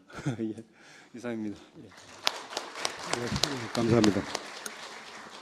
아주 그 정책 보도를 하는 기자분들 계시면 우리 조 의원 말씀이 상당히 아마 의미 깊게 들렸으리라 생각합니다. 다음에는 그 김철주 기재부의 그 기획조정실장께서 발표해 주시겠습니다. 네, 안녕하십니까. 오늘 이 자리에 참석해 초대해 주신 우리 머니투데이 김준영 부장하고 감사드립니다. 저는 이제 제가 여기서 무슨 말씀을 좀 드릴 수 있을까 하다가 아무래도 행정부에 있었으니까 그 행정부에서 바라보는 좀 시각이 어떤지 뭐 이런 말씀을 좀 드리고자 합니다. 오늘 그 김준영 부장님하고 그다음에 남궁석 실장님 잘 들었습니다. 이거 언론의 역할, 그다음에 이제 국회의 역할 강화 이 부분에 잘 들었습니다. 제가 이제 고조도 공무원 한지 30년 됐습니다. 그래서 주로 저 정책을 만드는데 일을 많이 해왔습니다. 이제 그러면서 좀 최근에 오면서 여러분이 지적하신 바와 같이 결국 이제 국회의 어떤 역할이 훨씬 더 과거보다 커졌다. 그래서 모든 정책 자체가 어떤 국회로 다 지금 흘러가고 있는 이런 상황이다라는 걸 느끼고요. 그러면서 저도 좀 하여튼 이게 잘 적응하지 못하는 이런 지금 많습니다. 그래서 이런 과정에서 나타나는 뭐랄까요, 어려움이랄까요. 실제 그 정책을 만드는 사람으로서 겪는 어려움이 꽤 있습니다. 그걸 근데 한 몇 가지만 말씀을 드리면, 이제 과거에는 정부가 정책을 만들어서 발표하면 그만이었는데, 지금은 그게 아닙니다. 그러면 정부가 발표는 했지만 실제 국회 가서는 통과가 안 됩니다. 국회 가서 정책화가 되지 않습니다. 그 법률이 입법화가 되지 않아서 그게 자꾸 쌓이면 정부가 아무리 발표를 해도 믿지 않습니다. 이제 시장이나 이쪽에서는. 그렇다면은 결국 경제 주체들은 정부가 발표한 정책이라는 게 이건 또 하다 말겠지 하는 어떤 이런 좀 냉소감이랄까요? 그게 굉장히 많이 퍼져 있습니다. 근데 작년부터 저희가 나름대로는 저희가 부동산 정책이라고 여러 가지 만들어 와서 발표도 했습니다만 처음에는 약간의 시장에 효과가 있는 듯이 보이다가 그게 조금 시간이 지나면은 역시 또 항상 그 불확실성이 되고 입법화가 되지 않으니까 이 정책 자체의 효과는 굉장히 지금 떨어지는 이런 효과고요. 그다음에 이런 형태의 발표니까 정부의 정책이라는 게 참 정책의 어나운스먼트 효과만으로 해서도 이게 효과가 있어야 되는데 그런 효과가 거의 나타나지 않는 지금 이런 현상입니다. 그리고 더 문제는 뭐냐면은 시장의 혼선입니다. 이렇게 메시지가 일관되지가 않습니다. 근데 정부는 이런 방향으로 가고자 하는데, 근데 국회라든지 이쪽에서는 그게 아니고 이쪽이야. 이렇게 하면은 그 시장의 주체라는 분들이 어떻게 행동해야 될지 감을 잡지 어려운 지금 이런 상황이고요. 그다음에 이게 또 정부 정책이 국회에 가더라도 그대로 아까 남궁석 실장님께서 많이 지적했습니다. 이게 원안대로 통과되는 건 거의 없습니다. 그러다 보면은 아주 심한 경우에는 이게 정책 자체가 누더기가 된다고 할까요? 그래서 정책 누더기다. 그다음에 세금, 특히 세금이나 그런 경우에는 이게 도대체 원래 의도와는 알 수 없는 전혀 다른 이런 어떤 정책 패키지가 된다. 이런 얘기고요.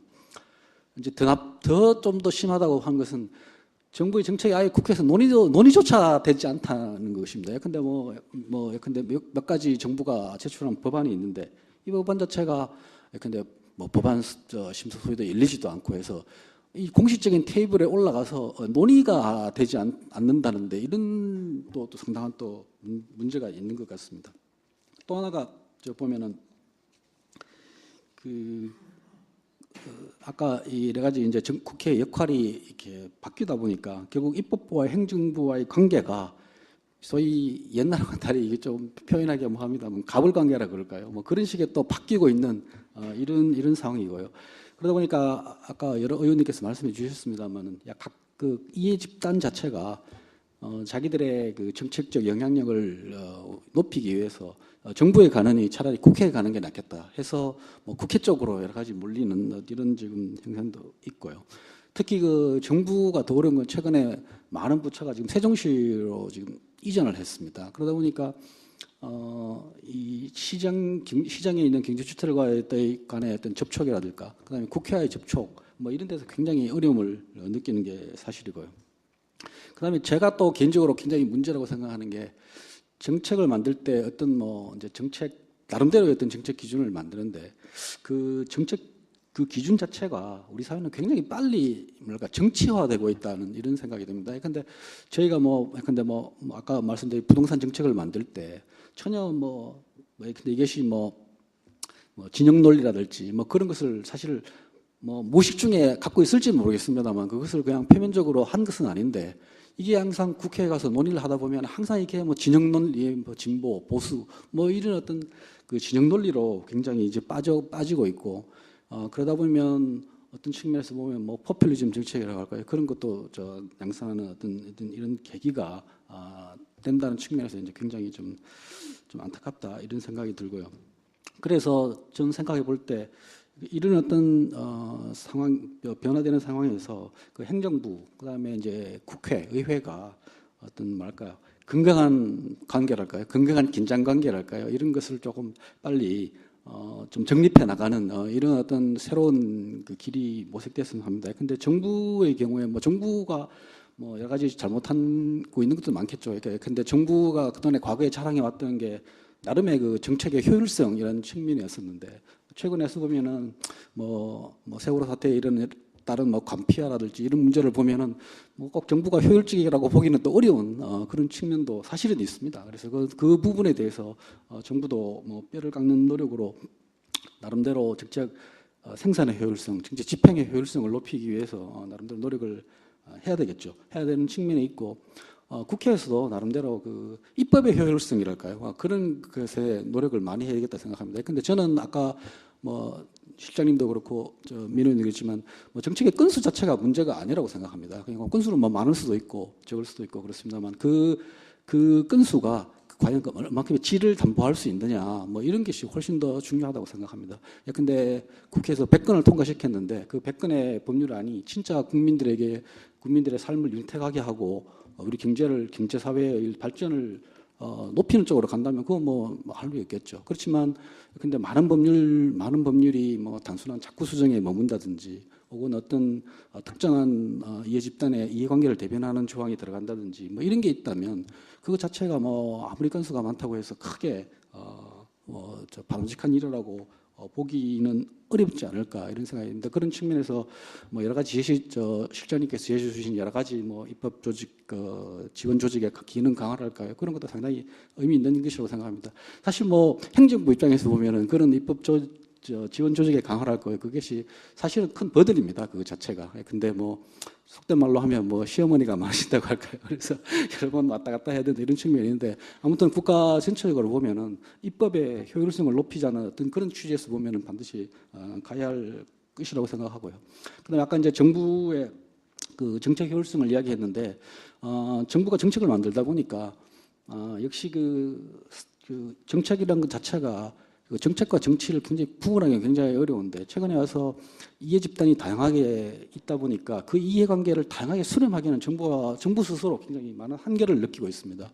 그래서 그 부분은 결국 국민의 대표인 의회가 해줄 수밖에 없는 측면이 있고요. 그래서 그거를 보다 효율적으로 할 수 있는 쪽으로 가야 되는 게 맞지 않나 이런 시스템입니다. 그래서 보다 크게 보면은 정치권, 정부, 그다음에 이해 집단의 어떤 이 영향력이 제대로 조화롭게 발휘되는 이런 시스템을 좀 더 만들어 가야 되는 것이 맞지 않냐 이렇게 싶고요. 그 과정에서 저는 이제 오늘 머니투에서 하는 그 뉴미디어가 있습니다만 굉장히 큰 역할을 할 수 있다고 생각합니다. 특히 아까 우리 조 의원님 말씀하시는 정책이 재미있다고 생각합니다. 그러니까 정책이 재미있게 얼마든지 만들 수 있다고 생각합니다. 정책을 만들어 오는 사람 입장에서 보면 아까 여러 가지 이야기도 해주셨지만 뭐 이런 이야기를 많이 하면은 상당히 재미있다. 그 독자도 충분히 공감할 수 있을 것이라고 생각합니다. 그래서 제가 얼마 전에 이 더 300을 듣고 몇 번 그 홈페이지에 가서 이렇게 찾아봤습니다. 그래서 뭐 여러 가지 콘텐츠를 찾아봤는데 뭐 우리도 몰랐던 사실도 정부 당국자도 몰랐던 사실도 많이 거기 나와 있고 야 이런 정도면은 굉장히 우리 일반 독자들에게도 굉장히 어필할 수 있는 어떤 콘텐츠가 충분히 있다 이런 생각이 들고요.